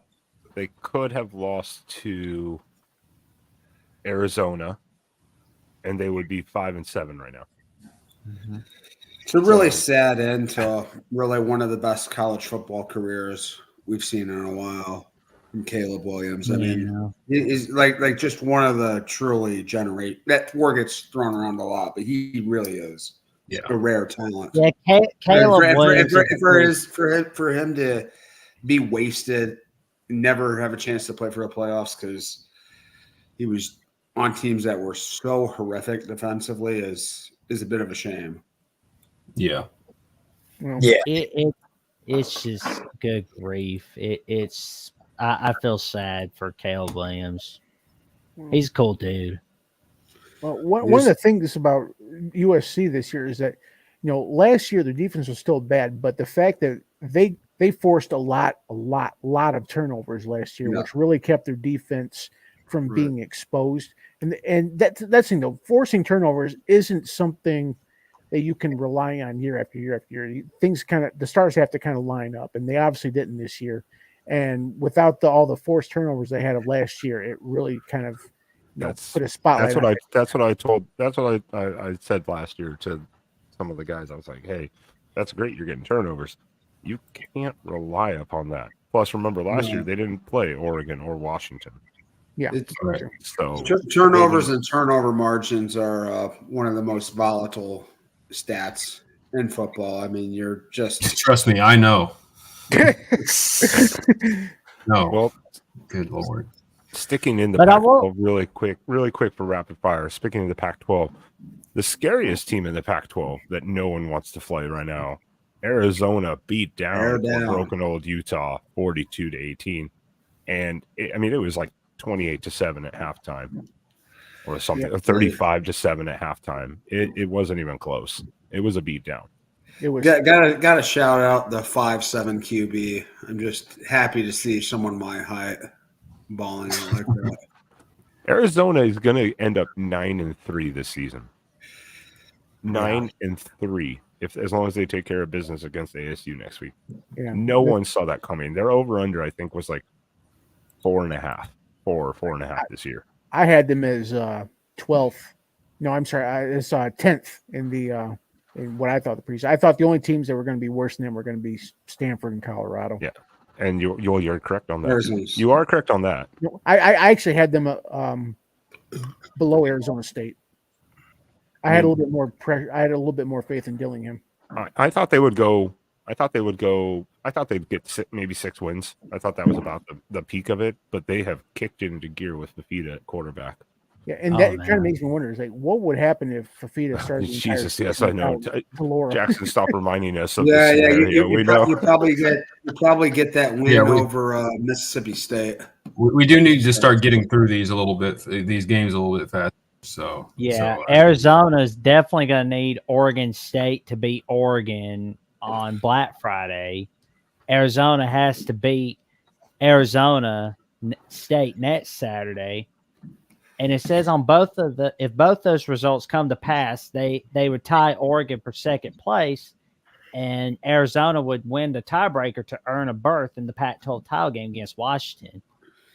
Arizona, Oregon didn't play each other, so that's craziness. That's not a far-fetched scenario either at all. I mean, they should take care of business against ASU. And Oregon State's more than capable of pulling off the upset. Not this year.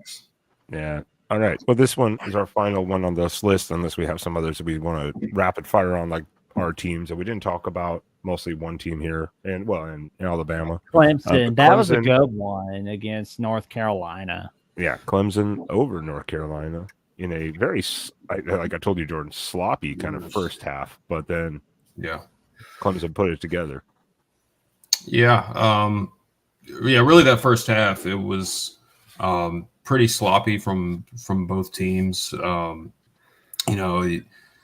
was a little bit, both teams got stops early. Then Dabo inexplicably runs a fake punt for the second straight week in his own territory, gives North Carolina a short field. They hit a big play immediately the next play and score. And then, North Carolina, I don't think people realize North Carolina was about to go up 14-0. Omarion Hampton breaks off this big run. And Nate Wiggins chases him down and punches the ball out right before he crosses the goal line. Touchback, Clemson recovers. Obviously Clemson takes it down and scores, and all of a sudden it's a different ball game. That was the difference in the game.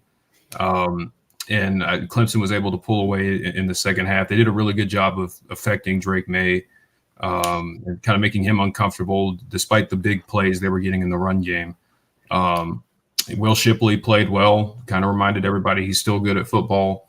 And Cade Klubnik didn't make as many catastrophic decisions as he's had in other games this year. So good win for Clemson. Continues some momentum, some positive momentum heading into the South Carolina game. I have one question though. If Clemson wins against South Carolina, which it looks like they're going to get revenge against South Carolina, and then they win the bowl. I'm not ready to say all that yet. It's a rivalry game, but Carolina's bad this year. They are, but to finish my question, if Clemson wins out the rest of the season, will we see a lot of momentum and everybody in the preseason talking about Clemson, or are they going to have to earn their way? It depends on how it looks. I mean, I guess I think it would definitely. I'd be interested to see who would play in a bowl game. I've seen projections that Clemson would play Oregon State, and that would be very interesting for obvious reasons. But I've said it before multiple times on the show. I still don't feel differently about the changes that Dabo needs to make in the offseason. Whether it's from a staff perspective, whether it's from an overarching philosophy standpoint, whether it's transfer portal and all of that. But I think there's a lot of reasons to be optimistic. I think this staff really hit a home run with the freshman class. Just a lot of young guys playing well. I mean, defensively, this is one of the best secondaries in college football. They were one of the worst teams at giving up, explosive pass plays last year, and now they're one of the best at preventing big pass plays. So they've just been really good, and they've held 3 straight, top 40 passers as far as efficiency to under 50% completion.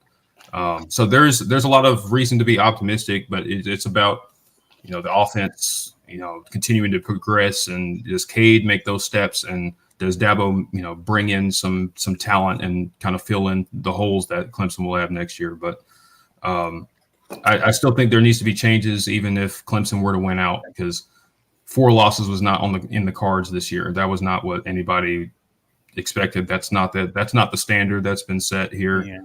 And but I'm happy that Clemson is ending the season with some positive momentum, at least so far. Well, it was a good win. It was a good win. I think Clemson needed that. North Carolina didn't need that loss, but no. Well, I mean, they had already been eliminated from ACC championship contention when Louisville won, so but still, it was tough. They wanted to, and obviously they wanted to win that game, and they haven't beaten Clemson since 2010, and they haven't won in Death Valley since 2001. So, so Jordan, do you think Cade comes back as a starter next year, or do you think there's? I think so. Yeah, I think so. I don't. As far as like portal, using the portal, I don't think quarterback. I think Clemson needs to, because since they didn't sign a 2024 quarterback, I think they probably should look at getting, somebody, maybe just to give him some competition. But think Cade will be the starter next year. And I think he's shown flashes this year of, the ability, but it's about, making better decisions with the football. He was a guy that never played in close games when he was in high school. He won pretty much every game by like 30 plus. Like Westlake was so good, and he could just basically do whatever he wanted, and it would work out. So he's kind of, it's been a slower learning curve than we were expecting, as far as him being being a game manager, because he presses, he makes poor decisions, he's not very good with taking care of the football, and that's obviously been a big part of why Clemson has 4 losses this year. So, but I think he'll be the starter next year. I think you give Garrett Riley another offseason with him and see how things shake out. Fair. The rapid fire Jackson, Alabama, beating the hell out of a poor team called Chattanooga. I didn't even know Chattanooga had a team. Hey, Where do you think Terrell Terrell Owens Owens is from? I was happy to see Jalen Milroe had a great game, but that's all I got to say about Alabama Chattanooga. I don't think we should be playing cupcake games. I get mad when I see cupcake. Wait, it just gives me a reason not to watch the game. I'm just like, nope. Spaz, I heard you. Spaz, I heard you had a cupcake game against a Power 5 team on the road in Arizona. Yeah, 42-0 at half, 6 straight touchdowns. Game was over at half. Kept Bo Nix in for 1 series, trying to get him a school record of 7 touchdowns in a game. He actually had it, but the refs called offensive pass interference, which was a BS call. So they ended up settling for a field goal, or no, they ended up just giving the ball. And game was over by halftime. It was like Bo had 400 yards, 6 touchdowns in the first half. The Heisman's pretty much in his bag now. So as long as he has decent games against Oregon State and Washington in the Pac-12, looks like Bo Nix has pretty much solidified the Heisman at this point. I think that's a bit of an overstatement. Yeah, I think it's pretty Read all the lines online, everybody. That's what they're all saying. Yeah. Well, I mean, a lot will change if he doesn't win the Pac-12 title. Well, that's the point. He has to win it out and have good games. He has 2 more decent games. He's had 2 400-yard games and 11 touchdowns in the last 2 weeks, and hasn't played in the fourth quarter at all in either one of those games. Yeah, and that's the one thing Jaden Daniels has. I mean, Brian Kelly's been playing Daniels all this extra time just to basically puff up the stats. And he's not going to get it with 3 losses. Well, that it has happened before. We're going to have to see. There's so much competition this year above him. RG3 got it, and Baylor was 8-4 that year. No. But that year too, there wasn't a whole lot of other stellar showing. This year, you've got Nix, you've got Penix, you've got Marvin Harrison, you've got there's probably like 3 or 4. I know there's a top 10 list. I mean, it's like Penix had too many down games.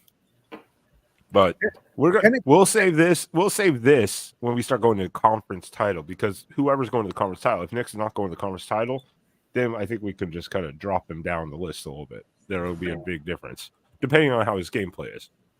That's a whole different conversation that we can run an hour on, gentlemen.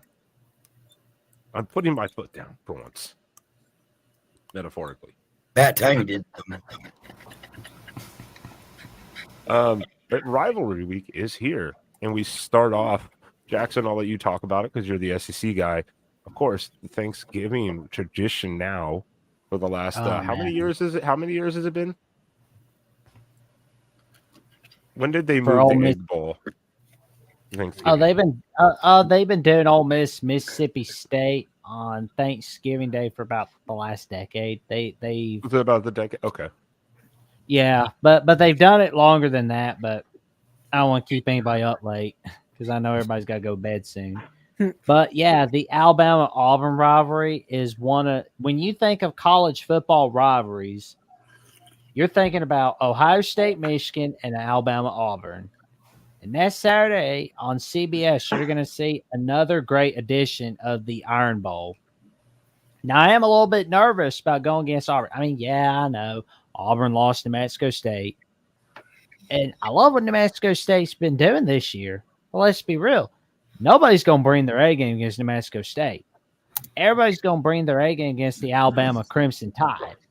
And you know Auburn will do that. And I've looked at Nick Saban's history against Auburn. He's never beaten Auburn for 4 straight years. So if Alabama beats Auburn, it'll be the first time in Saban's history that they've beaten Auburn for 4 straight years. So that would be pretty awesome. I mean, and I know somebody saying in the chat, don't be nervous, but here's the thing, it's at Auburn. That's what's got me nervous. If they're in Tuscaloosa, I wouldn't be as nervous. But because it's at Auburn, I'm nervous. To take out the New Mexico State thing, just guys remember, Georgia beat these guys at Jordan-Hare by 7 points. Yeah. They were trailing deep into the second half in that game too. Yeah, it was a tie game with about halfway through the fourth quarter. So just remember JJ, if you kick a field goal, put a guy, in the back of if Auburn kicks a field goal, put a guy in the back of the end zone, because you see what happens when that happens. Yeah. Oh, Auburn was basically running like a single wing offense most of that game against Georgia too. It was pretty interesting. But I think there could be some. Yeah, I think there's some merit to what Jackson's saying though, because I mean, you're always wary of a team that's playing really good football. Coming in a team that just that is not playing good football, and there's always sometimes that kind of regression to the mean or whatever. I don't know how you would describe it, but Auburn is not as bad as that 31-10 loss to New Mexico State, despite what as funny as it is to laugh at them. They've shown to be more competent in games in the past, and obviously anything can happen in the rivalry game. So, I mean, I think Alabama wins. I don't think Auburn's going to win this game, but no. It wouldn't surprise me if Auburn made things a little bit uncomfortable, because that's just the nature of this rivalry sometimes. Yeah, I don't think so. I don't think that would be a shocker if it was like a 7-point game. I don't think that's a complete shocker. Yeah, Auburn's had a lot of success in this rivalry. I mean, given the success of the two programs over the last 15 years, Auburn, when they've had a team that can show up, I don't really think they have that this year, but they've held their own against Bama. I had to check the numbers. I don't think it's a close rivalry. It's not like 60-51 like. Well, but they've won like 4 or 5 times in the last 15 years, which is probably more than you would think they would have won, given how I think the longest streak Auburn's had in that rivalry is I'd say 4 games maybe. Oh, that was 2002 to 2007. From the Tommy Tuberville era, 6 games. 6, okay. Mm-hmm. Well, that's going to be one of definitely the big ones of the week. Sorry. But again, it starts with the Egg Bowl on Thursday night, Thanksgiving night, which then is followed by Friday night, the premiere, the most historic, the most regal and grand of all rivalry games. And it will Iowa, Nebraska? be the Civil War. I thought he was going to say the Land Grant Trophy with Penn State and Michigan State. I'll be honest. Played at Ford Field for some reason. I was going to say, I'll be honest, gents. When I think of Black Friday, I usually think of college football. I mean, this is my favorite holiday. Yeah, I'm hearing it too. I don't know what that is. Uh-oh. I don't know. Someone has a stream on in the background or something. I think I'm fine. I don't think it's on I'm my end fine. at all. I'm good. Yeah, I think I don't have it's nothing either. But yeah, when I think of Black Friday, I'm usually thinking about college football. I'm not thinking about shopping. Like I didn't even realize Black Friday was a shopping day until I was 15. I didn't even know. Like, I literally did not think Black Friday was a shopping day. I thought it was just a day where you watch college football and eat Thanksgiving leftovers. Yeah. Hey All right, guys, we have a weird echo. I got a notice here. Can you guys hear me fine? Yeah, I hear you. Okay, good. I got a weird notice saying it lost connection to my mic. Oh, okay, maybe that was what it was then. Probably would have. I still hear it. Yeah, I still hear it too. I don't know. All right, Now from it's now on, not really- everyone's going to start wearing headphones only. Just in case. That gets rid of it. Yeah. No, when I think of Black Friday, I think of rivalries that don't exist anymore, like Texas A&M, Colorado, Nebraska. Those games always used to be on Black Friday. Well, Texas A&M's coming back next year. Mm-hmm.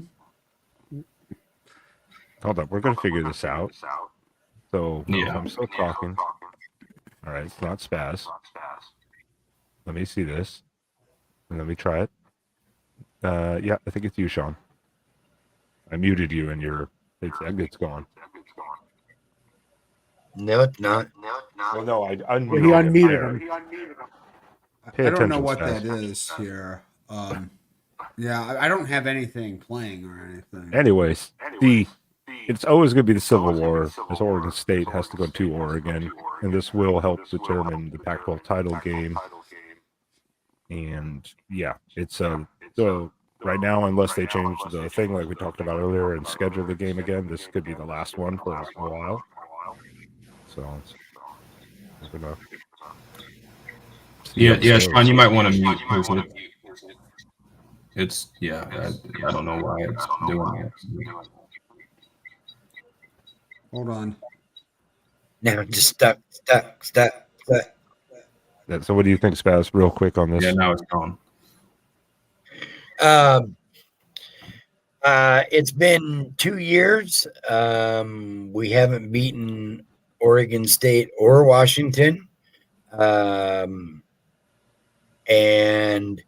I know after last year's drubbing in Corvallis, being up 37-13 and losing to the team that ran the ball 23 straight times, I believe it was, down our throat. I don't believe that's going to happen this year. I think that Dan Lanning's learned from the Washington game, and I know for a fact that Bo Nix and Dan Lanning want this. This is a revenge game for serious reasons. And as Dan Lanning said yesterday, this is our Super Bowl.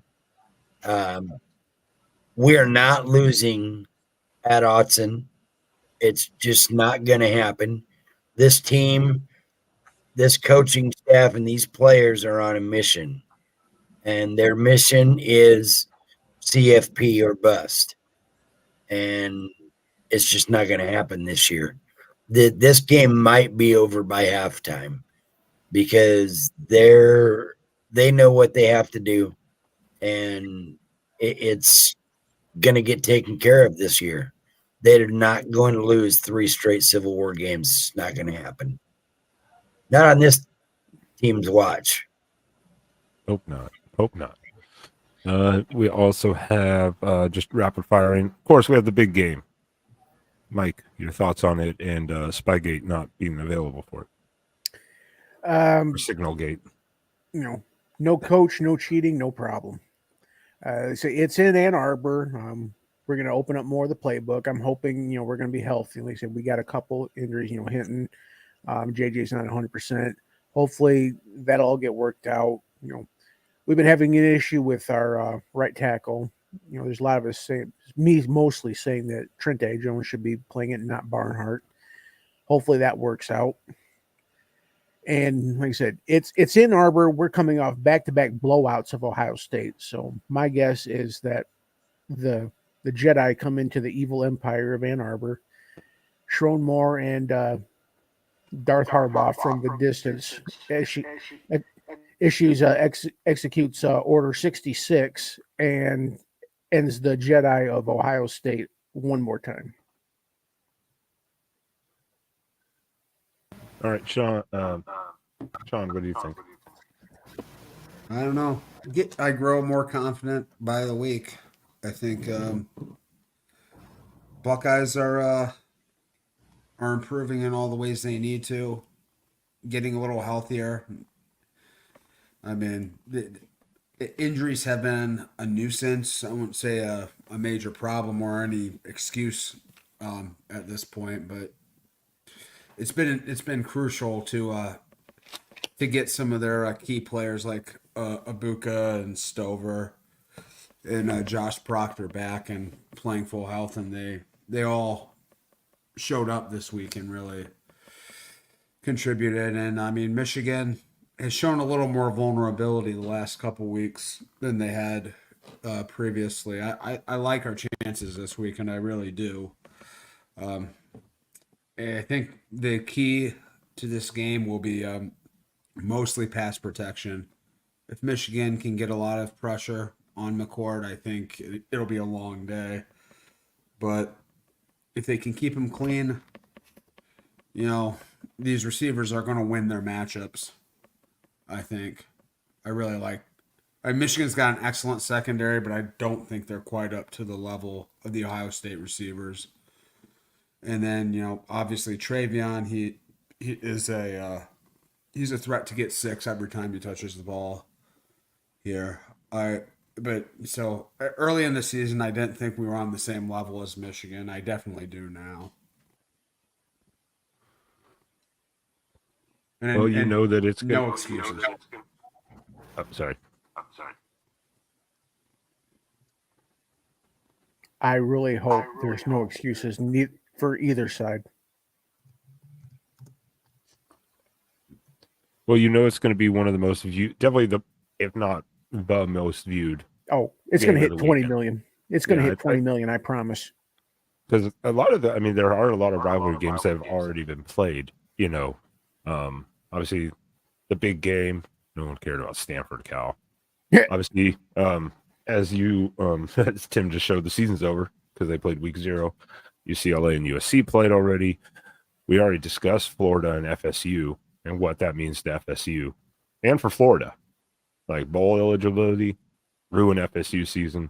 FSU keep their playoff hopes alive. Texas Tech, we kind of covered on them. And then, of course, Jordan, you have to take on South Carolina in your revenge game. Is there the Apple Cup is this weekend too? Washington State, Washington. That's big for Washington. I don't see a slip up for them there, but who knows? Is there other big rivalries going on this weekend, specifically per conference that you guys can think of? Because obviously the Big Ten has unlimited amount of trophies and rivalries. And oh yeah, my favorite named one, Farmageddon. That's the greatest. It's taken up by Iowa State, Kansas State. That's the greatest name. Yeah, Iowa State, Kansas State. They already own the trademark, I think, to that. Did we mention Louisville and Kentucky? I don't know. That one's going to be interesting because Louisville has not had much success against Kentucky as of late. That could be Kentucky's has not been particularly good down the stretch, but they always seem to get up for they always seem to get up for Louisville, and they've had success against them recently. So, maybe we're not even having a conversation about Louisville in the college football playoff after next Saturday. So I'd be interested to see how that game plays out. Yeah, that's why I was like, okay, let's hold all that talk until we see who's going into the title games following rivalry week, because the weird things always happen. Yeah, all the ACC, SEC games at the end. Like I don't see Georgia Tech being very exciting more than maybe a quarter. Yeah. Oh, Yeah, that- Jason mentioned the two ACC, in-state in conference in-state rivalries with Virginia Tech, and UNC, NC State. Virginia has quietly played a really good football. They're probably the best 3-8 team in the nation right now. Jesus. Oh God, Nebraska's going to get on Oh, you God. for that one. Yeah, I'm sorry. I probably struck a nerve, but they are playing good football, and of course I have a soft spot for Tony Elliott. But they are. I mean, they had a really good win over Duke, and they're playing with a lot of heart. Anthony Colandrea, that's a name to watch. Their quarterback, true freshman quarterback. He's really fun to watch, and but Virginia Tech is also. Starting to play has really turned their season around and played good football. So that's going to be an interesting game. And then UNC, NC State, 2 8-3 teams going at it. I did not expect to be saying that about NC State, earlier in the year. They started out so poorly, but they've been really good down the stretch. And they're only at the UNC's a 2-point favorite, road favorite. And that game always gets crazy. So I'll have my eye on that one. I'm kind of surprised to see South Carolina or Clemson's only a 7-point favorite. Well, South Carolina, bad. it's on the road. Road. Yeah, we're working on it fast. We're working on it. We're getting it figured out. And South Carolina has the quarterback advantage. They're at home. That can always be a great equalizer. And when Clemson has turned the ball over like they have, I mean, I don't think that's factored into the number because you don't really factor in turnovers because those are considered random. But it's a rivalry game. You're always going to see a shorter point spread anyway. So I don't know. We'll see. I think Clemson should win this game. I think they're the better team, clearly the better team. But I thought they were clearly the better team last year, and we saw how that worked out. So it doesn't always work out that way. Is there any other key rivalry games that we can think of off the top of our head? I was going through the list, and Aaron I'm not against USC's defense. well. That's not a rivalry. That's just facts. Here's a good one. Florida State. That's always a good one. Oh yeah. And with Jordan Travis's injury, Remember this in who knows what could happen in that game? I mean, if Florida plays spoiler to Florida State's natty hopes, and then on top of it, they clinch bowl eligibility with that game. Oh, Do you know the momentum that would create in Gainesville? Oh my God. It hurts my head to think that the best quarterback on the field that day is going to be Graham Mertz. Who is a little dinged up too. injured. Yeah, I was like, he's not. I don't think he's playing. No. Oh, I He thought he was got gonna cleared to play. Yeah, he's Yeah. not playing. He is I thought- not playing, my guy. Well, then who knows what the best quarterback's going to Yeah. So I mean, it's going to be a battle with the backup. Yeah, this was maybe the key rivalry game when I first started watching college football in the mid late 90s. This was like one of the games of the year. In fact, one of the years they rematched in the Sugar Bowl for the national championship. Florida State won the regular season game. I mean, and ever since then, since the early mid 2000s, these two programs have never been good at the same time, at all. I mean, when Florida State was on their little run, Florida was in the dumps. During the Urban Meyer years, FSU was terrible. So I would love to see these two teams play a real meaning. I mean, and this should be a fairly meaningful game. It definitely is for FSU, but Florida's not a premier program right now. So, Oh my God, I love the 08 game where you saw Tebow in the bloody jersey, man. That was pretty awesome. that was paint from yeah. Crimson from the FSU jerseys are. Well, that was some pretty awesome faint blood right there. I loved it. I want to see more of that. Well, is there any other ones that you can think of off the top of your head? Because we have gone over quite a lot tonight. Well, More than intended, to include Dino Babers, Northwestern, New Mexico Nebraska. State, and your public urination. So, Yeah. Well, I will say it's been another fun week of college football, and I look forward to Rivalry Week next week. It's one of my favorite weeks of the year. I mean, You're going to be here, right, Sean? Huh? I was We're going to gonna ask be here Sean if he's next going to be week? here. Yep. I mean, my plan is Okay. things change sometimes suddenly, but hopefully I'm in a joyful mood. Darth Fart, are you going to be here? Darth Fort. There's no A in Darth Fort. Don't make me execute Order 66 on you. Oh, I'm going to be here, rain or shine. there we go. Saying. Yep, we'll be here also. Well, at least I know I will be. Obviously, I have to be. It's like I think not legally obligated, but I kind of have to be here. Not be here. Well, then, gentlemen, I do want to just remind everyone who's watching. We did it at the beginning, but I want to make sure I do it one more time. Please make sure, just for Dark Fort, check out Steve Dace and Mark live tomorrow, Monday. Well, today for some of you at 3:30 p.m. Eastern, right here on the main channel, or probably on the Michigan channel, where they talk about the upcoming OSU game. I am sure that's mostly what they're going to talk about, and Harbaugh and all that stuff. So do check that out tomorrow. They didn't know how to tackle this year neither, Gavin. Don't worry. Other than that, everyone, any final words or thoughts from this weekend? No, it's a horrible week to be a Gamecock, and go Tigers. That's about all I have to say on that.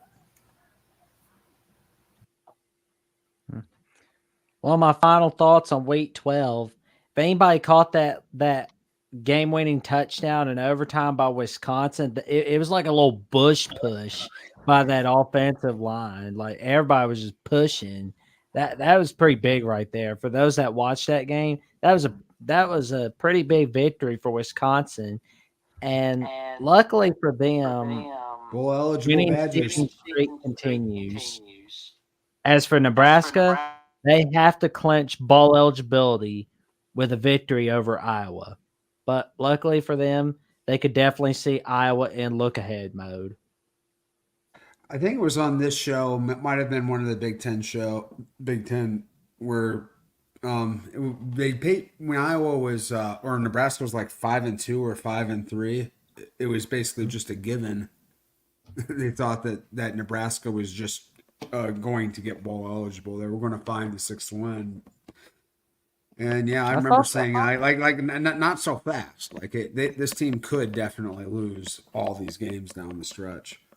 They got that Scott Frost curse.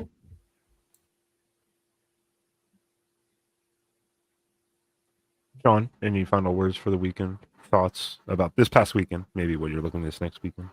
Really quickly. Oh, no, this is the best week.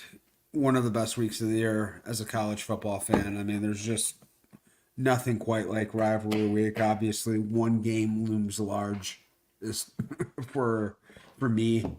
I mean, I haven't missed a play of the Ohio State of the game since like 1995.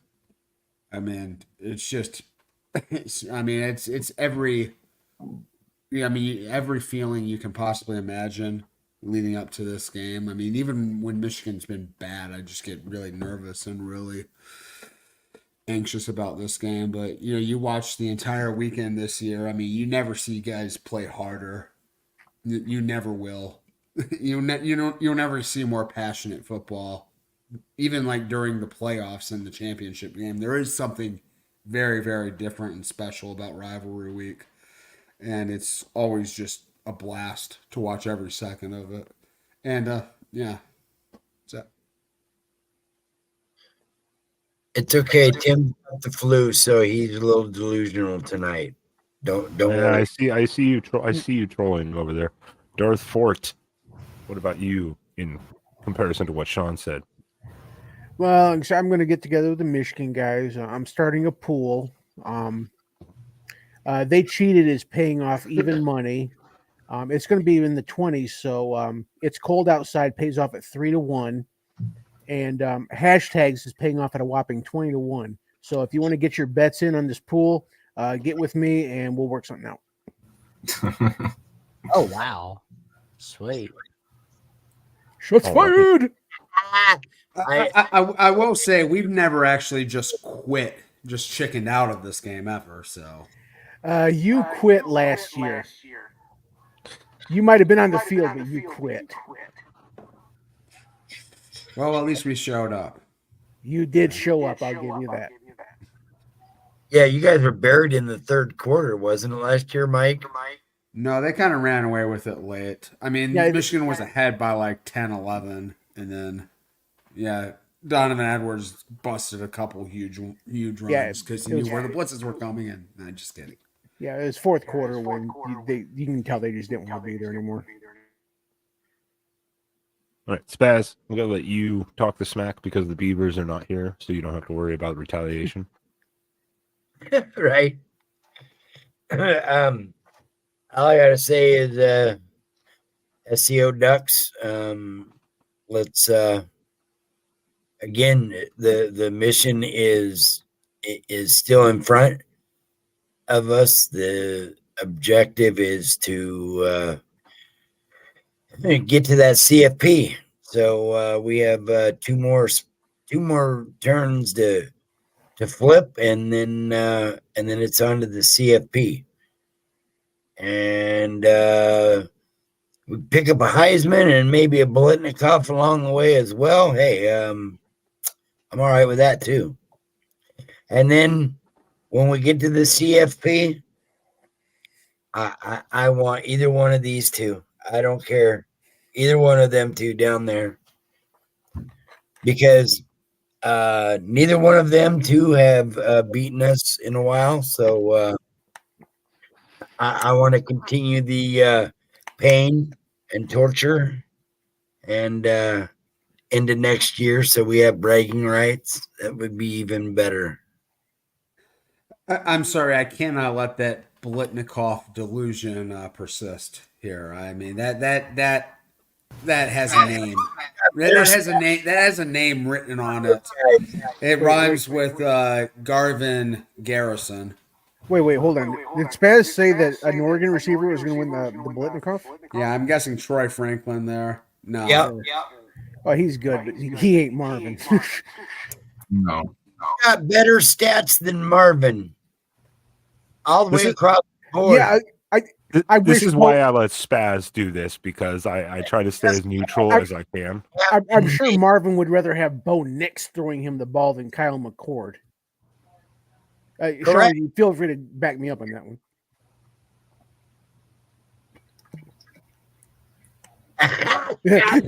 Yeah, he's All right. Well, quiet that's on that one. that's a great way to end it. I like ending it on the drama note because that's why I let Spaz deal with the dirty stuff, and I stay as neutral as I can, except for trolling USC once in a while.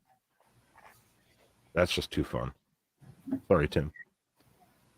I got Tim coming on next week. We're gonna have a battle. It's gonna be great. Oh God. Because Tim knows I'm not like Go Blue. We have nice, fun-hearted little rivalry jabs. Well, all right, everyone. We have a long week to look forward to. A lot of games this weekend coming up, rivalry weekend, where some people are going to be happy and some people are going to be sad. That is always a fact. So to everyone watching, please. Also, again, make sure you check out everyone here. Their links have been dropped throughout. We told everyone where they can follow us at the beginning of the show, and appreciate everyone still here. We're almost at this. I'm gonna have to go back and look. This might be a record now, 2.5 hours, if not tied for the record. I feel like I don't know. I always do something to make these shows go insanely long. I don't know what it is. I don't feel like I talk that much, do I? Like, Has it hit I thought it's hit the 4-hour mark before. 4 hours? No, 4 hours? No. I Not don't think under we hit. Ben. I could sit here for 4 hours for no problem, but Oh God, not me.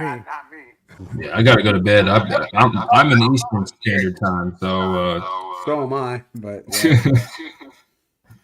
Well, once again, gotta go to bed. thank you everyone who's still here and watching and in the chat. Especially the chat makes this go around, and all the super chats, of course, help out a lot. Please make sure you try to subscribe to everyone here, as well as all the local channels for your teams and the main channel here. And we will see you right here next Sunday night on the College Football After Dark show. So goodbye. May the force be with you. I don't think Sith Lords do that.